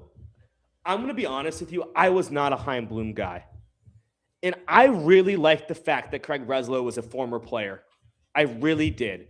I thought he would come in here. He'd have all the same philosophies as Chaim Bloom, just with a more player perspective. And it's actually come in here that he's the opposite. He's more of a robot than Chaim Bloom was. He's more of Bloom was personable, and a lot of people in the organization liked him. Like, you can't say that about Breslow. And I think the knock on Bloom was he couldn't make up his mind. He wasn't decisive enough. Sure. I think the knock on Breslow, he's too decisive. He's too stuck in his own waves or his own ways that he won't take advice. I think Chaim Bloom was the total opposite, where he was taking advice from everybody, and then he couldn't make his own decision. Yeah. I mean, Bloom's fingerprints are all over this team. Bloom was not perfect, but I think he did a lot better than what Breslow has done. If you could put Chaim Bloom and Craig Breslow together, I think he'd have a good executive. No, but Chaim's biggest misstep was 22, not getting under the luxury tax at the deadline that July. 22, but he and not making a decision at any trade deadline and not buying or selling, just going half in, half out. 21, 22, and 23. 21 just worked out because of getting Schwarbo here. Tough one. Jaren's going to challenge that, all right? But, his fingerprints all over this team with guys that he drafted. Think about the big three. Think about a lot of other guys that he brought in. Breslow is just, sure, you can talk, obviously there's a lot of folks that he has brought in or whatnot, but it hasn't been a ton of success stories. Obviously, the poor communication led to the Devers-Bregman saga, and then Devers eventually being traded to San Francisco. It's just a mess. Cal, I disagree with you on this one. The prospects losing offense to the bigs is more of an indictment on Fatsy. I 100% disagree with you on that. I'm not sitting here going to defend Fatsy at all. I think it was time to move on from the pit. I know we have a little bit of, I was okay with moving on from Cora. I was a Cora guy-ish, but after managers are brought in to be fired, I think we all can agree on that. It's once you're hired, you're not going to have this job until you retire. Not everybody's Bobby Cox. We agree on that. You're in here, you have a shelf life. That's Theo's thing. Theo said that every manager has a shelf life. Every executive has a shelf life. Right. Alex Cora, Peter Fatsy were not the issues, in my opinion. Now, was I okay with moving on from them and bringing in someone else? Yes. But blaming this on Pete Fatsy is, I think, a little immature. I think overall the offensive strategy and philosophy under Fatsy just got a bit stale and underwhelming. It was a lot of the same.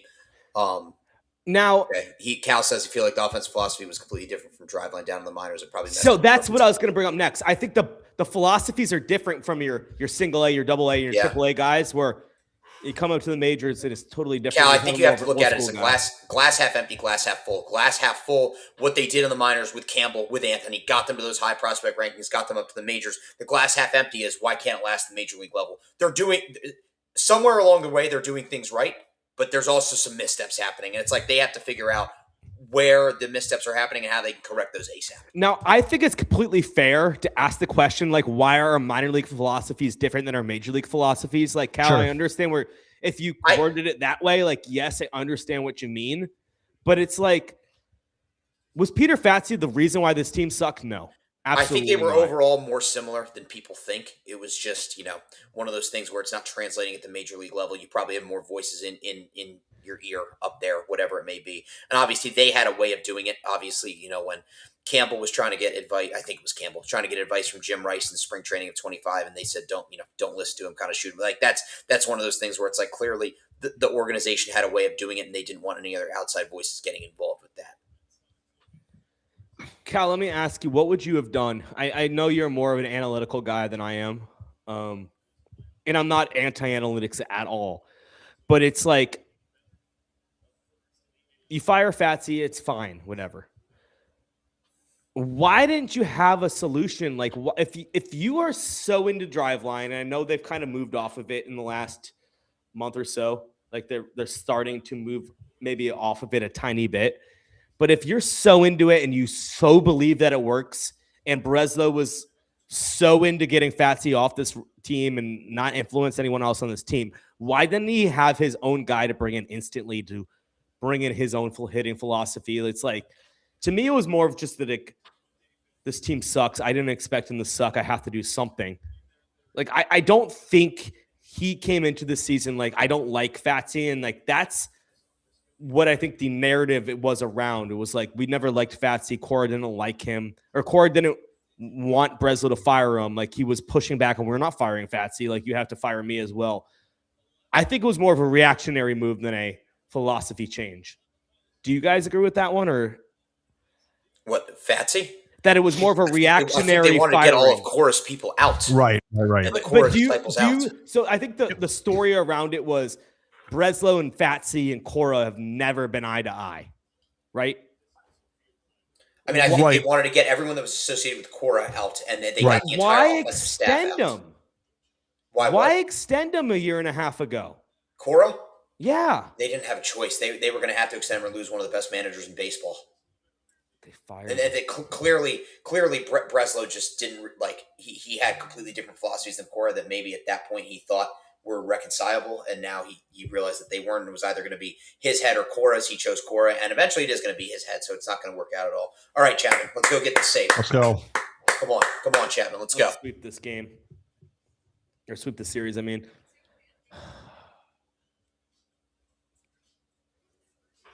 Yeah, I don't know, man. I mean, he's a Breslow guy, not an interim. Is Bradley, are you still here as well? Bradley, Cal, let me ask this question to both of you.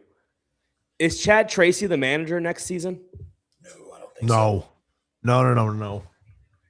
Let me see what you guys think about that. I would agree with you guys as well. I say no. I think they're going to go through a search and see what happens. But I'd like to see what they say.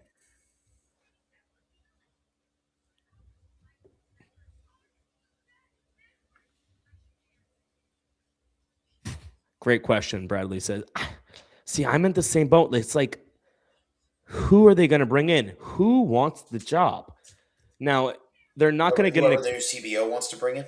They're not going to bring in. So if Breslow's in charge, they're not going to bring in an experienced manager. That's not happening. They're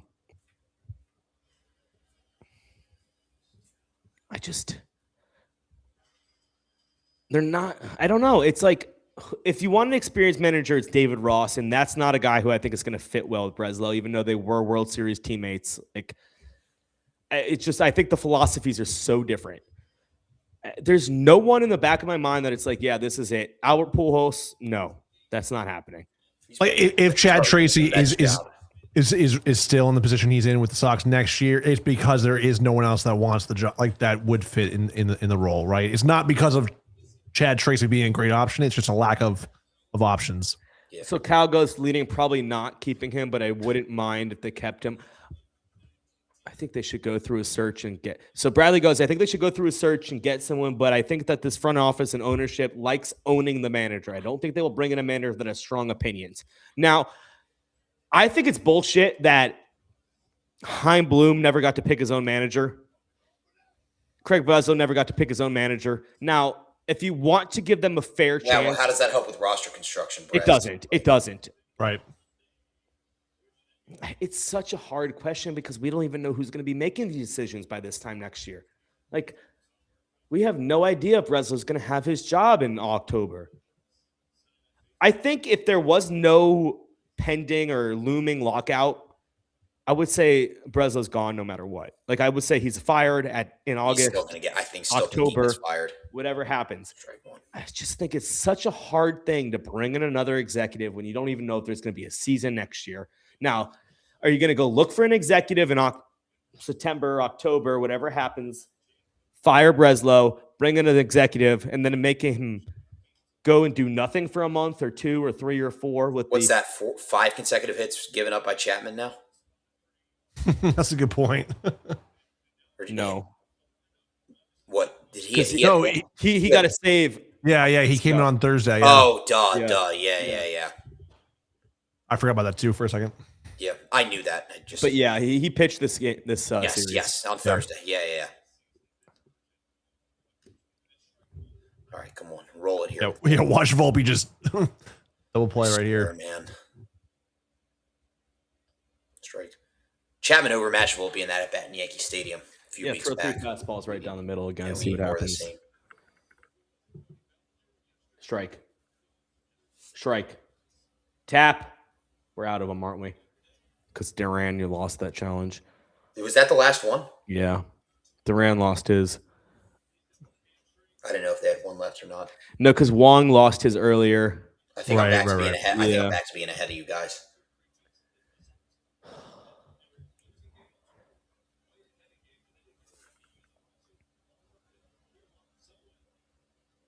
He is a professional, Tracy. There's something about him where I'm just like, it just seems like he's like the perfect puppet, you know? He's such a perfect interim. Right. Exactly.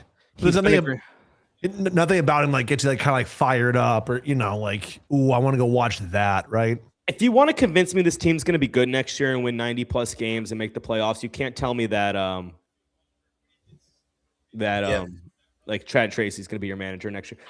Cal said it was Ziegler who lost the final one. Is he talking about the challenge, the first challenge? Oh, come on. Wasn't it Wong that lost it? And then Duran? It was Ziegler. Yeah. Okay. What a great, Now it counts 3-1. Jesus. Gosh, come on. Don't do this to me.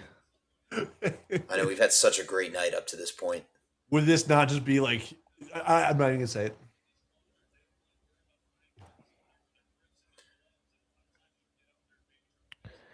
You know, it always happens like this as soon as they start updating the uniform tracker. They showed on the broadcast earlier, if the Red Sox are able to win this game tonight, it would be their first 4-game sweep of the Yankees since August 2nd through 5th of 2018, which that was an unbelievable. I think I'll remember that weekend for the rest of my life. It'll be the first winning streak of 4 games or more since last season. Right. Yeah. Shit. All right, come on.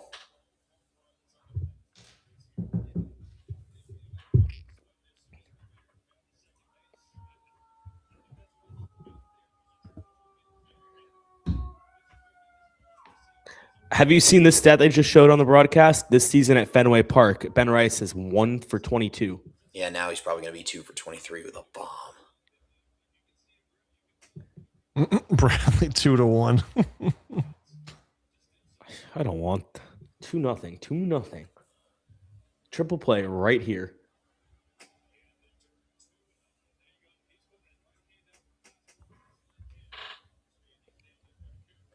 Looks. I don't know if you guys have the broadcast on. Middlebrooks is saying that Caballero is just giving the signals at second base to what Chapman is throwing. He's nailed it every single time. Like he must be tipping with the way he's gripping the ball from his glove.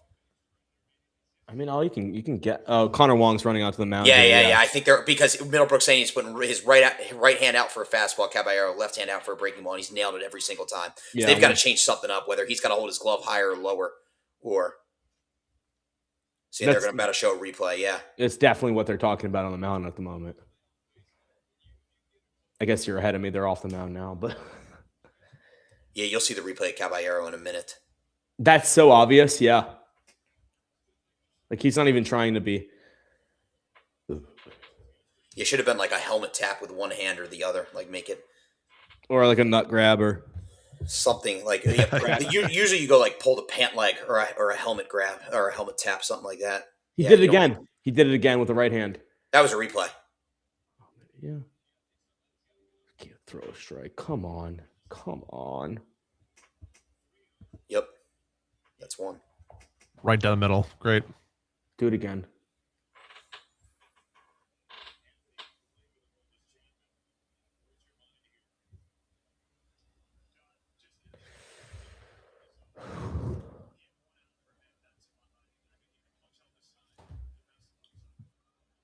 And Rice missed it. I think he knew a fastball was coming too. Brady trying to get underneath that and throw it to third. I would get that ball into second. Right. Oh, what are we doing? What are we doing? No! What are we doing? No! This is such a little league team. What are we doing? Just throw the ball into second. That's all you needed to do, Willier.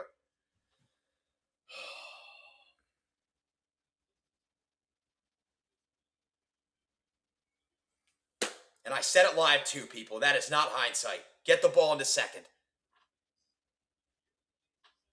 Oh, Correct. my God. Just said it too. Your play is to second base, which it is. He's 100% to second base. Why is Durbin like juking him out? Do you think that Chapman was like more behind him? Just throw to second base, buddy. But where was that throw even to? That wasn't even a throw to third. He like overthrew second. All right, Chapman. Holy shit. At least they got it. Like, at least there's an out, but oh boy. What the hell did I just watch? He threw that ball home. I know he was trying to throw the ball second. home. He threw it to like in between. The catcher fielded the ball. The The catcher fielded it. There was no play at home. There never was a play at home. I mean, it was 2 second base.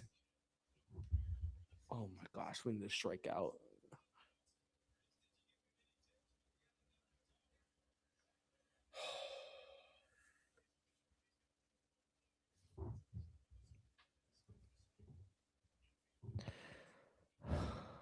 Jeez.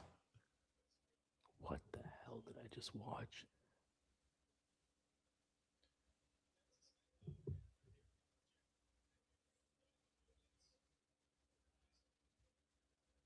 I think they saw Bradley's prediction and wanted to make that come true. All right, come on, Chappie, up 0-2 now. Just get us out of this. Come on. Come on. Speaking of Roman Anthony, there's more him being an alcoholic tweets out there. That's fake.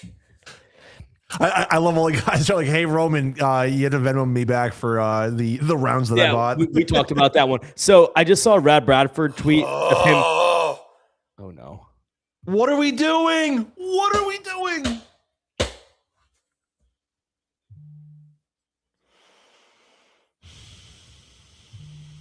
Throw the ball to first base, you assholes. No, that was the right play.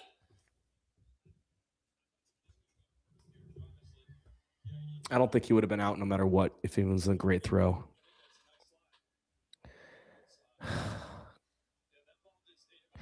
Basically, it's another guy that commented on Roman Anthony video saying you could see the Negroni coming out of his pores.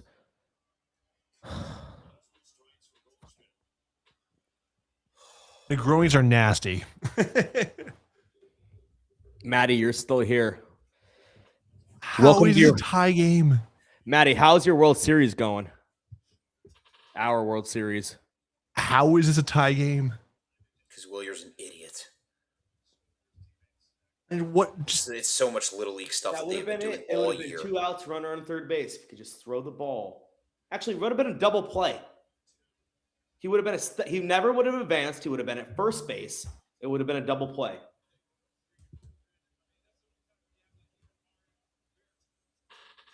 Aroldis Chapman has blown 3 straight saves. No, because he saved. Okay, yeah, he did. You're right. He's only blown 1 save this year. It was just the one on Monday night against Colorado. Oh, Weishart's coming in with inherited runners, or he's in the bullpen. Yeah, probably for the 10th. That was a double play ball to the shortstop. You get one back in the 10th. Right. But I'm saying right now they can't challenge that pitch. It's a strike. No, it's not. It was out. I don't think playoff Chapman made an appearance. I think Willier being brain dead about where he threw the ball made an appearance. Yeah. I mean, honestly, who was he throwing to there? He overshot Siegler at second. Yeah, so he was aiming for second base. But you can't overthrow that. And then right. Durbin should have pulled off third sooner. There was a whole mess. No, Durbin has to. He juked that would have him been the game. That would have been game right there. Cody Bellinger. I mean, realistically, would have been a double play on that ground ball to shortstop. Right. Yeah. Strike 3 on Cody Bellinger. And we're gonna get another pinch hitter. Man. Maybe we'll get a walk off. I don't know. Probably. Can Sonny Gray bat too? He's out of the game, unfortunately. Yeah, obviously he's not going to hit either. Yes, thanks, Nick. I'd like him to at this point. Now Sadom hugging Willier in the outfield. Oh, please. Are we going to see a Pablo Reyes magic moment from Monasterio or some other pinch hitter? I love seeing your 5th hole hitter getting pinch hit for in the 9th inning here. Max Schumann. Spencer Jones. All right, let's get it out here because I got to pee. Give me a chance to walk it off. Strike one.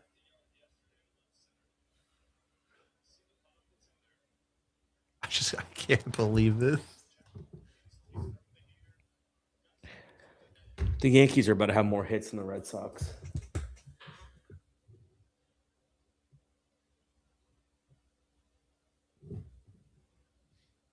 I mean, again, our only offense came in the 4th inning, right? And that one offense being one hit. Yeah, they didn't even have a hit until that.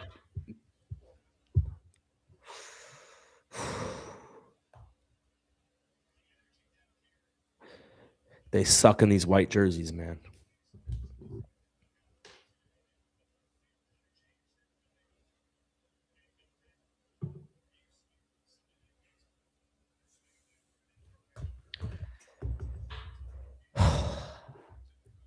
I know we haven't talked in a few minutes here, but this is just depressing. I mean, this is again, it seems like every week we're this is rock bottom. Once again, this guy does lead off the inning, I'm pretty sure. I do think it's 3, 4, 5. Can he redeem himself? Or 4, 3, 4, 5. Maybe we'll get a Wilson Contreras walk-off bomb. All right, there we go. We're out of this inning. Oh, wow. I am ahead of you guys. Yeah. Shit, man. I still have stuff to do tonight too. If we're gonna lose, let's make that let's make it quick. I'm gonna go to the bathroom. I'll be right back, guys. But yeah, I thought we would be celebrating a win right now. What the? Oh, it really is crazy. Yeah, our best offense was Sonny Gray's pitching. Absolutely, 2 hits. No, Bradley, this might be. I could argue that this is rock bottom. If we lose, yeah. Yeah. Flirting with the no-no into the 8th inning, right? Red Sox, Yankees, national TV, Fenway, going for the sweep. And not only do we lose the no-no, but we'll see the outcome of the game. But it has the writing's on the wall. Yeah. Just go win it. I don't want to be up until midnight. I can't. I still have baby stuff to do. You got an excuse. Kind of. I want to go to bed, though. Yeah.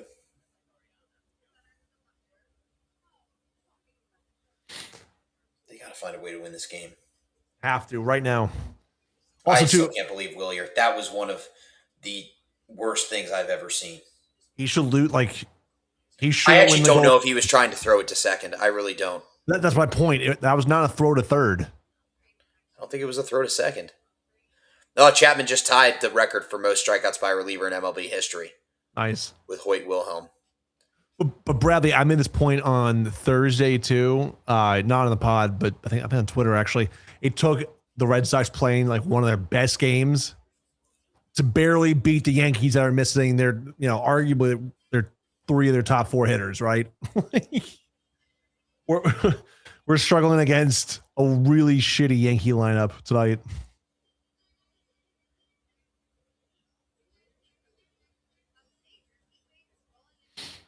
Yeah, it is. It's mind-boggling to think that we believed for a second in this team.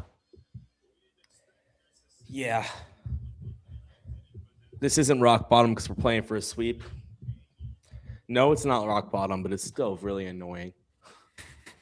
Oh, no, so it is Contreras, not a Bray that's leading off against Bednar. Send us home happy, Wilson. So Bednar's going out for a second inning. He already has 20 pitches. Yeah, Contreras with an 0 on the night. Did score a run after reaching on the error.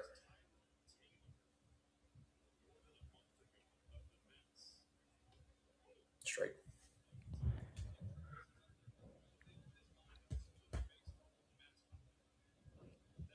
Bradley, let's hope, man. Let's hope. So I haven't moved the uniform tracker back to a loss yet. Hey, don't touch that.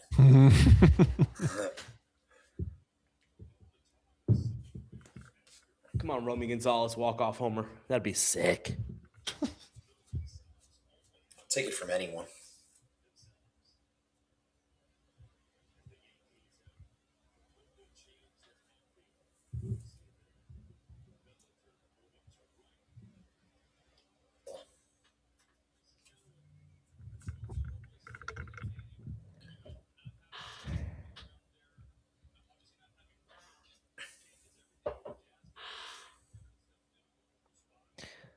So what time was that golf tomorrow morning? 9 a.m.? 9 a.m. As somebody who doesn't have to work in the summer, I'll be watching that. There you go. 9 a.m. golf. Hopefully it's more than one hole. You go from that straight into the World Cup, not straight into, but World Cup tomorrow too. Sox play the Nats at 7. Man, I can't watch the soccer. I've watched one full soccer game my entire life. It was last year's, or not last year. You're not going to watch a game on Wednesday? The USA game? I'm not. It's going to be an awesome game. Man, I will look at the score, but I will not watch it. Get down, get down, get down, get down, get down, get down. Yes, into the Bermuda Triangle. Oh, stay. All right, attaboy, Wilson. 2? Double? It's got to be with his fat ass. No. Single. Attaboy. All right. Oh, it was a little blooper. Okay. Yeah, you said triangle. I thought you meant triangle. No, the Bermuda Triangle of fielders. Okay, I thought you meant like he hit a piss triangle and he's going 2 or 3. I'm like, oh, there we go. Lead off triple. All right, I see it. It's over now. But yeah, I'll take that. All right, come on, Wilson. You know what would be really nice right now if we didn't burn Jaron Duran. Right. They had to, though. I don't agree with that. Nate Eaton's a better player at the moment. And Booney going to leave him in. All right.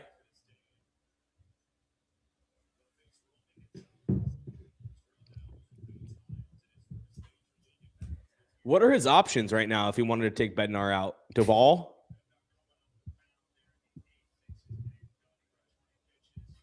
This is more fun when your games aren't synced. Yeah, James is like 30 seconds ahead. Will's like 5 seconds ahead of me, and then I'm right behind him.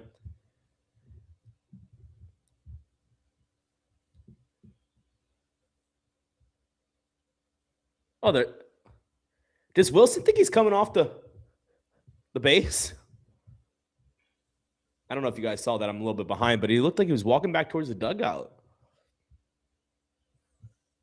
Maybe to get water.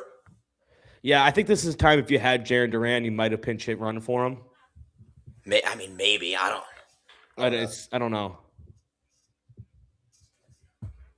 You also don't have a first baseman to go back into the game. It'd be Romy would have to go to first, and you'd have to put your Monasterio in at second. Yeah.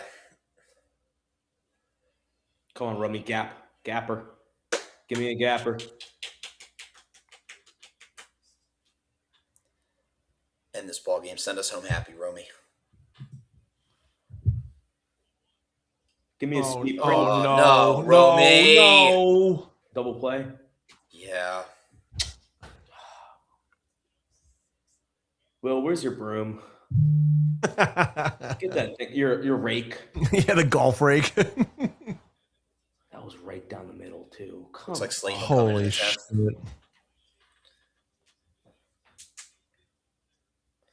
Who wants to see Romy not grounded to double play?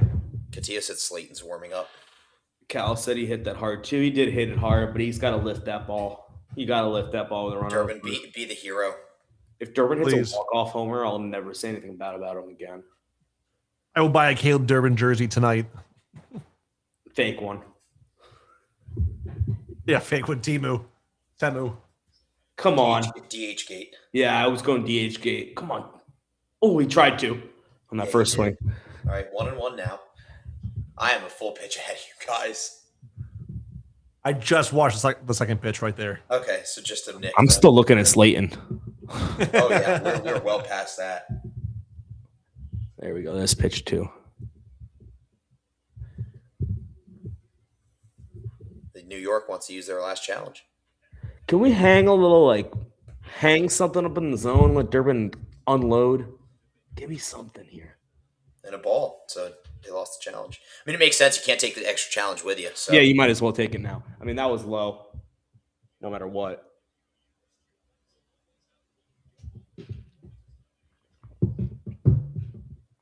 I guess you could have taken it with you, but you would one back in the 10th inning. Yeah. All right, Chopper. I don't think he's going to beat that out. Nope. That was a nice play by Wells. Damn it. I don't like the Red Sox, their chances once it gets to the extras. I mean, when you really think about it, if you go into their bullpen, they just used their best reliever for 2. Maybe you do like their chances, but it's like, why is Whitlock not coming in here? That was a great play by Wells, too.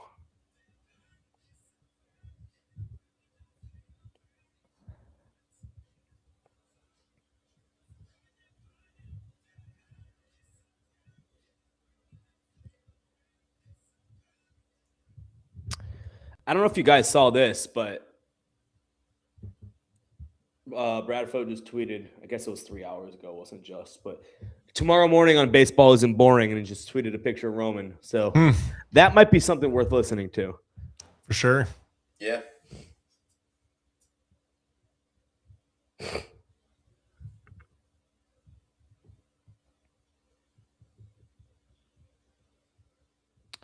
Also, James, that is another quality start we could add to the list. 10.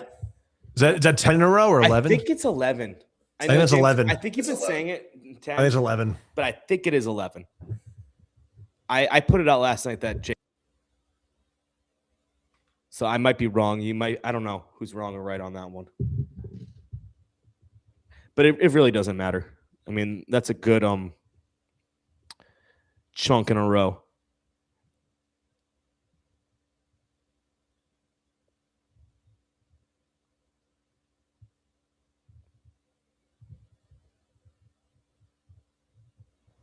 So yeah, I don't think I finished what I was talking about. The soccer game. James, are you a soccer guy? I mean, like very casually, but of course I'm going to watch the U.S. in the World Cup. Yeah. What time is it on Wednesday? 8. I know it's at the point where my trivia was canceled on Wednesday night. It's at 8. Yeah. So, the one and only full soccer game I've ever watched in my entire life was the last World Cup final, Argentina and France. And I was hooked, but I never watched a game after that. Like I was like, damn, this was fun. Watch a game again. Like I watched the World Cup, and that's. No, I'll probably have it on, but am I going to sit there and watch it only? No. Well, I mean, it helps the Red Sox play at 1:30. That's true. Yeah. We drove by Paraguay's hotel today, and like, as they were leaving for like the bus, and I asked the cop, I'm like, "What team is this?" And they're like, "Oh, like Paraguay or something." I'm like, I couldn't even tell you what conference or pool they're in. Oh, come on, Willier. Come on, Willier. What do you do now? He just dropped the ball. The go-ahead run is scored. Oh. And it's more Little League stuff. The ball rolls around in the on-deck circle. We should cancel this stream and end it. It's over, folks. He's been bad out there recently. Oh, my goodness. Bye-bye, Gold Glove. Oh, come on. It was in the webbing of your glove, too, man. I know, and then the throw in, like... That's not even like a tough catch for a two-time Gold Glove winner. Was that Caballero running? Who was running? What is Tracy arguing about? He inadvertently kicked the ball. He was celebrating. He was clapping at first. And the first base coach was like, dude, go. What the heck is he doing? I have no idea what Chad Tracy could even be talking about right now. This is insane. I know exactly what he's talking about. The first base coach cannot touch his player. He cannot touch his player. He's out. He needs to be out. Ooh, that'd be interesting. Well, he's not, because now... That's look at David Schwimmer just squaring for the bunt. Look at that. That's Contreras. I'm pretty sure that's the rule. You can't assist a player. You cannot touch a player. You cannot touch him. Now, oh my gosh. He's going to try to go, nobody's covering. Yeah, this one's over.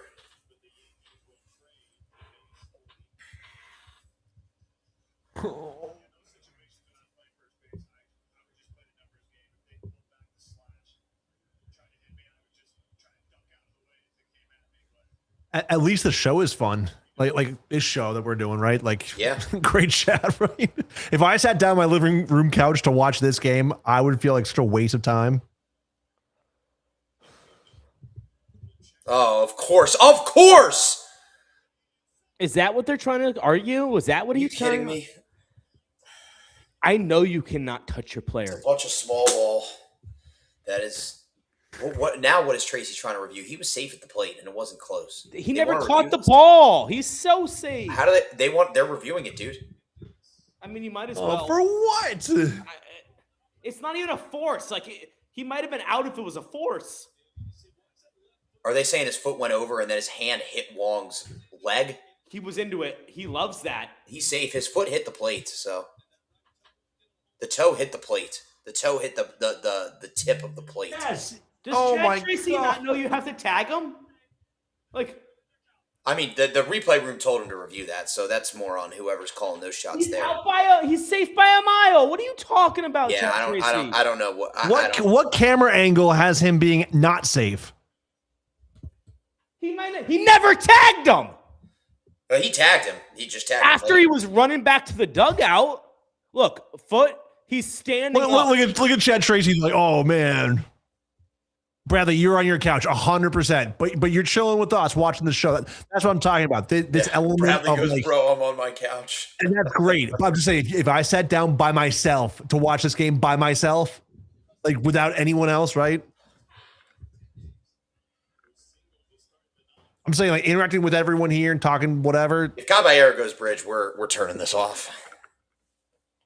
If Caballero gets on base, like you can make the argument to turn it off.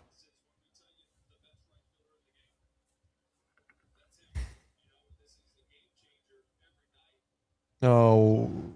He's safe. Then I'm close. Yeah, the wheels are falling off. The wheels are falling off. Willier Abreu has single-handedly lost this game for the I don't know how Section 10 is going to give out ketchup tonight. Like, this is just such a vibe kill. This is a vibe kill. I think you give it to a pitcher. No, I'm saying, like, after this loss, they are not Jared, Steve, Coley, Tyler, all those guys are not going to feel like giving out ketchup. We have a random YouTube jump all of a sudden. Welcome in, everyone. Went from 2 to like 11. Yeah, probably Yankees fans that are probably happy. Here, I'll cover my my fandom pictures here. We're gonna be happy in our misery. This was such a good night all around. We had so much fun. The Red Sox were no-hitting the Yankees. We're about to sweep them. We're about to obviously we're not going to be like, oh, we're back. But it's like, hey, we just swept the Yankees at home. Finally, they do something at home. Nope, this crap happens.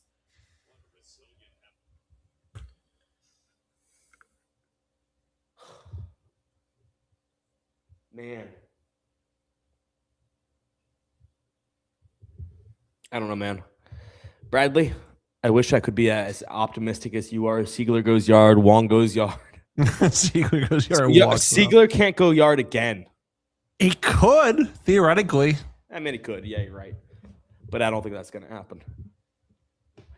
This is what happens with this Red Sox team. It's been happening all year. You think they're going to do something.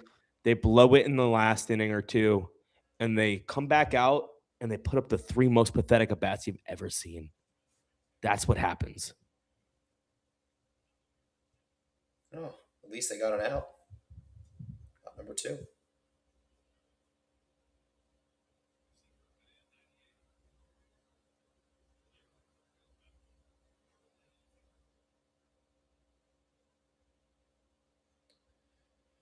Honestly, at this rate, kind of hope the Sox just go down 1-2-3 if they're not going to win it and just let us go to bed.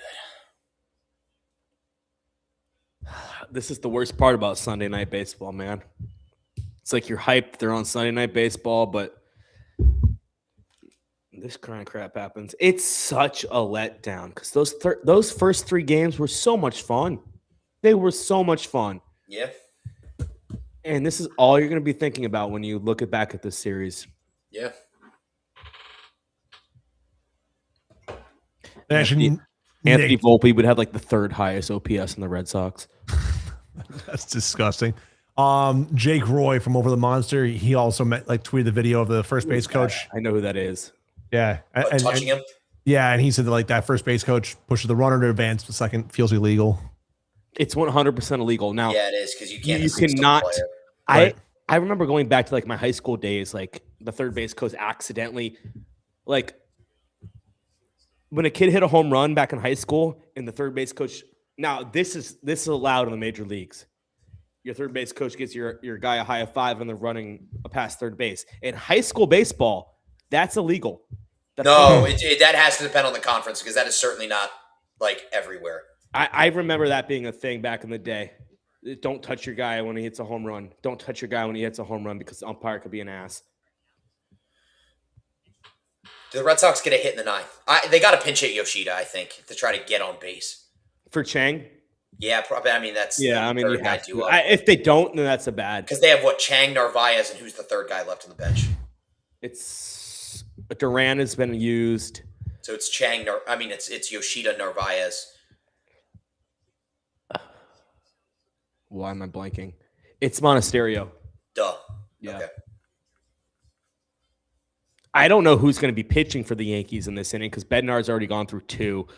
Tim Hill or probably. I mean, honestly, you're just hoping somebody runs into a homer because you're not getting 3 hits to score 2 runs. That's not happening. Where I mean to score 1 run. 4-2 is going to be the final score. If they score a run, it'll be a ground out to the right side of the man's thrown under third. Ground out to the right side. The Yankees will willingly let us score on because they'll get the second out. Okay. Yeah, you're probably right. Yeah. Bradley, I wish we were as optimistic as that. Chang and Wong and Siegler go yard, and win for. Actually, it would only have to be 1 home run. It would only be Chang and then Wong and then Chang because there's a runner on second base to start the inning. But yeah, if they go back to back to win this game, Bradley, you're on the next show. Back to back to win this game. Bradley, you're giving us lottery numbers. Seriously.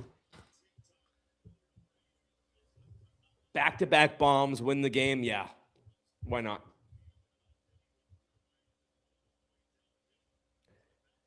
I just got Bradley, if they do that, you also got to buy one of their jerseys.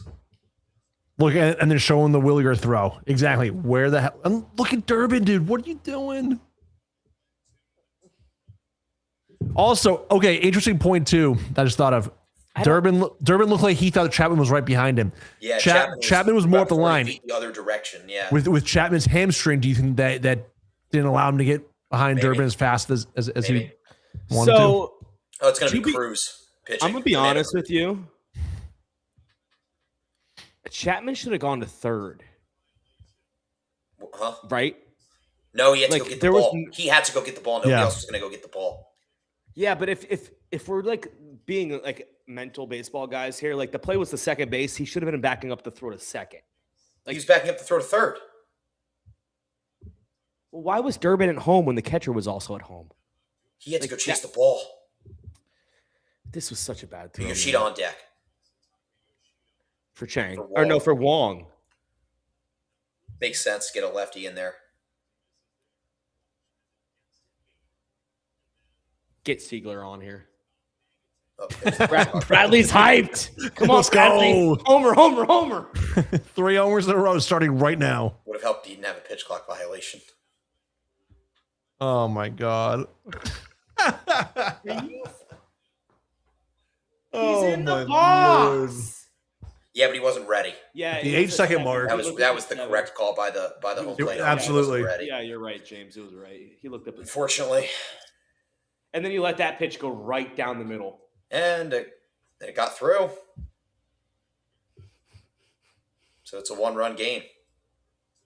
I'm believing. Guys, we're going to be here till 2 o'clock. Bradley! Homer. Come on, Bradley. Homer, you're on. What a weird swing. I love Siegler, man. I do too. I really like the guy. Come on. He reminds me so much like an Abraham Toro kind of guy. Not obviously defensively, Look how hyped he was on a little bloop. Of course. Single. Let's go. Yeah. What is Chad Tracy doing? I don't know if you saw that, but after that. Pinch running Monasterio, yeah. For Siegler? That's the second time he's done that. Is Siegler the slowest guy on the team? Like this is they're going to be out of bench guys. They're going to be out of bench guys because if they do somehow tie this game, Wong comes in for Yoshida. But Monasterio's on some speedster, is he? Narvaez comes in for Yoshida. Yeah, you're right. We're out of bench players now because Narvaez has to come in here. We're using Monasterio. Masa, let's go. Let's go, Masa. You're so ahead of us. Let's go. And he's into second. Save. What? Did he score? No, second and third. Oh, bunt. Masa!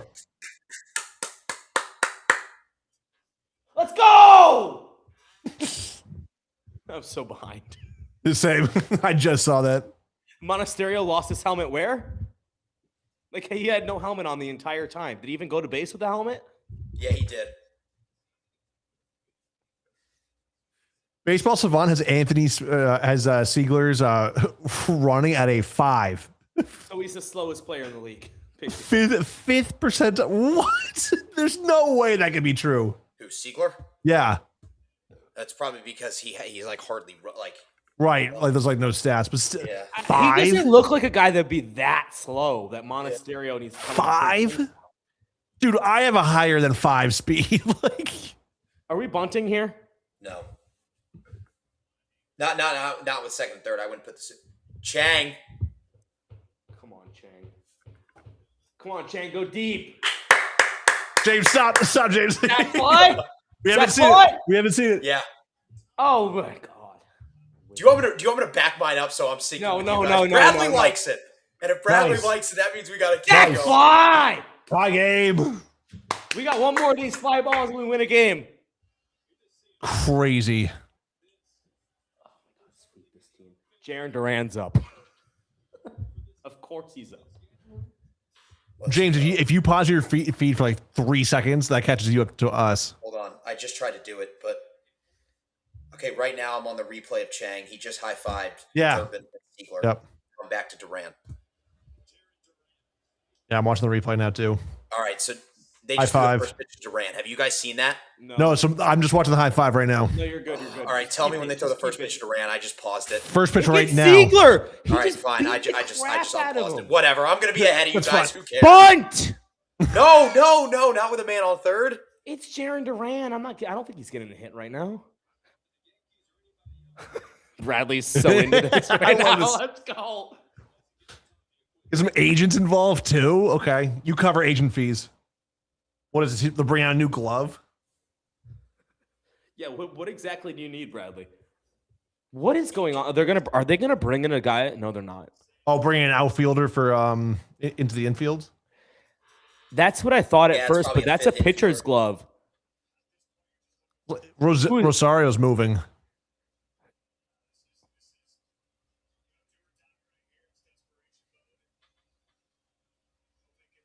What is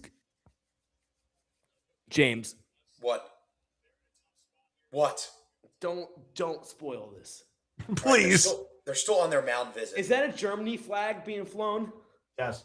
Yeah. What is going on? Wait, so James, you're seeing Duran right now? I'm seeing Duran. Now they did What's a the wide count? view, 5 infielders. Is it 1-0?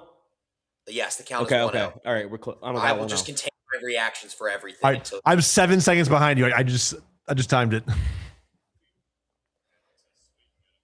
I can hear one of your streams, but I can't understand what they're saying. Yeah, I have the volume on. I've had the volume on for the last 4 innings. It What are you just swinging at? Don't swing at that. I know. You need a shovel for that. You need a tennis racket for that one. Yo, is that an earring? Since when does Jaron Duran have an earring? He's had him He's for a had while. Really? He's had him for a Jinx. while. Yeah. I just haven't noticed. Okay.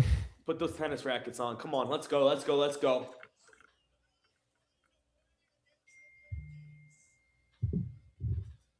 Duran! Let's go, boys! Yes! Let's go, Jaron! Let's go, Jaron! Yeah, baby! The win of the season! Sweep the Yankees! Duran, let's We go, sweep baby. the fucking Yankees! Let's go! That's the first Yeah, walk-off, baby, and it feels like Jaron! forever. Let's go. Oh, Jaron Duran finally gets something going. We Look walk at off him. the Yankees. We sweep a 4-game series. For the first Let's time go. since 2018, we have swept the Yankees in a 4-game series. The shirt is off, Jaron Duran. Take the clothes off. That was so awesome. Go celebrate tonight. Wally with Sweep the of broom. Let's go. Wow. Let's go, Bradley. Let's go. Let's go, Bradley. We'll be hitting you up soon, probably. Never a doubt. Right, Cal? Oh, Oh, that was man, awesome. we were so unconfident for awesome. that one. Let's go. Let's go, Jaron Duran. Maybe Jaron Duran deserved a pinch hit back in the couple innings ago. He did. I don't want to see Roman on the field at all. Take your hand, get into the locker room. I don't know. What Go a start win. drinking. Let me get that out That there. was awesome. I forgot. You guys weren't looking at the camera. I just had a huge smile and fist No, bump you- for like 10 And seconds. then you do like this or whatever, and then I was Yeah. like, I can't watch James. I can't watch it. I was like, I will contain my voice until you guys see it, but You did balance it out, yeah. oh, let's go. Gabriella, yeah, we are so ahead. Yep. Do you see Yoshida as he crosses the plate? He goes, yes. Yeah. So Sonny Gray brought it into the 8th. Sonny Gray. Yeah. Jaron needed that more than anyone on the planet, man. Yep. Good for him. Watch him bounce out now from the slump. And Yeah. Was this And the, the whole best te- win of the year, Bradley? The whole team knows he needs it too. They were all high-fiving him before yeah. going down to the clubhouse. Yes, Yes, it was the best win of the year. It was Brad. by far the best win of the year. 100%. I just saw Caleb Durbin City Connect jersey in the crowd, unless it was a number 5 No More jersey. Bradley, what a game. What Bradley, a game. Bradley, What a game. Bradley, Cal. Who else was here the entire time? Bradley, Matt, even though he's a Yankee fan. Matty, where'd you go, man? Thank you, Matty. I don't know, he might have left, but Bradley, Cal, Cody, thanks for being here all night. What a win. 3.5 hours of craziness. The Red Sox came back and they finally win their first 4 games. First time all season they've won 4 in a row. The first 4 games sweep of the Yankees since August 2nd through 5th since 2018. 2018. We all know what happens in 2018. Red So- Sox 2026 Oh, World Series. Let's go. Rizzo's about to interview. We can stay on for that. Let me get this tweet out. Jaron Duran walks it off. Ooh, I spelled that wrong. Walks it off. And the Red Sox sweep the Yankees. Sonny Gray brings a no-hitter into the 8th inning.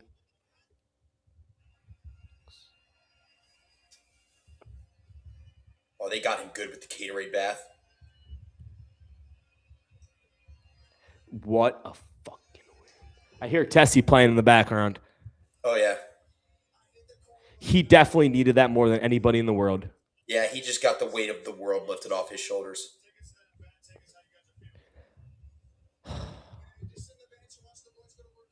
I'm going to put this on so I can hear what he's saying. His last walk-off was almost exactly 2 years ago to the date. Is that against Toronto, right? Yeah, June 24th of 24.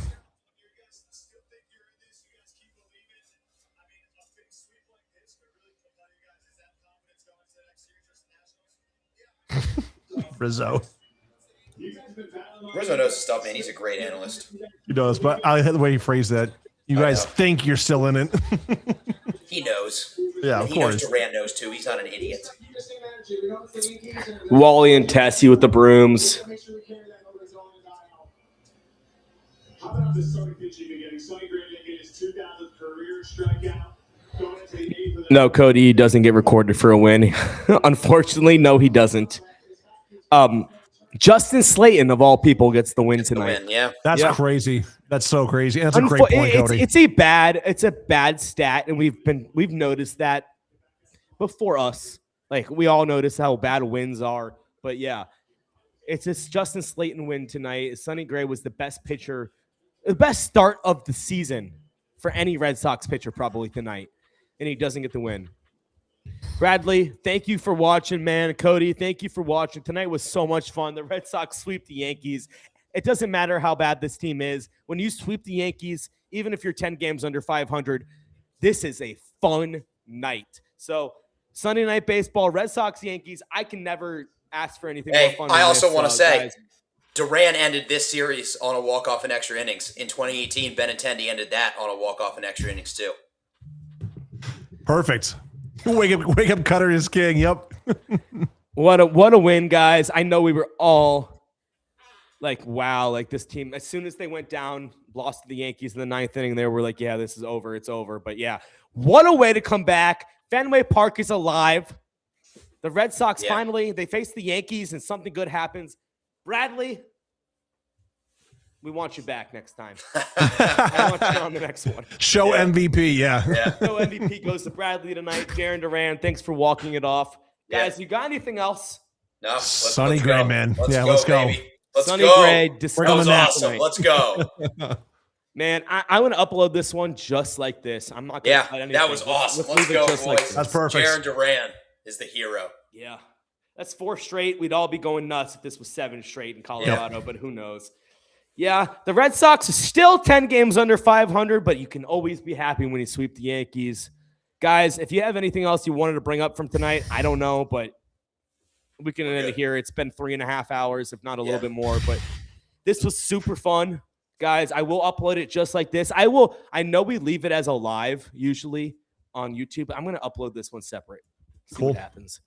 But yeah, great fun night tonight. The Red Sox win. I can make my own caption. We sweep the Yankees. But yeah, Bradley, Cal, everyone else, thank you guys for watching. This was super fun. We'll see you back soon, and we'll end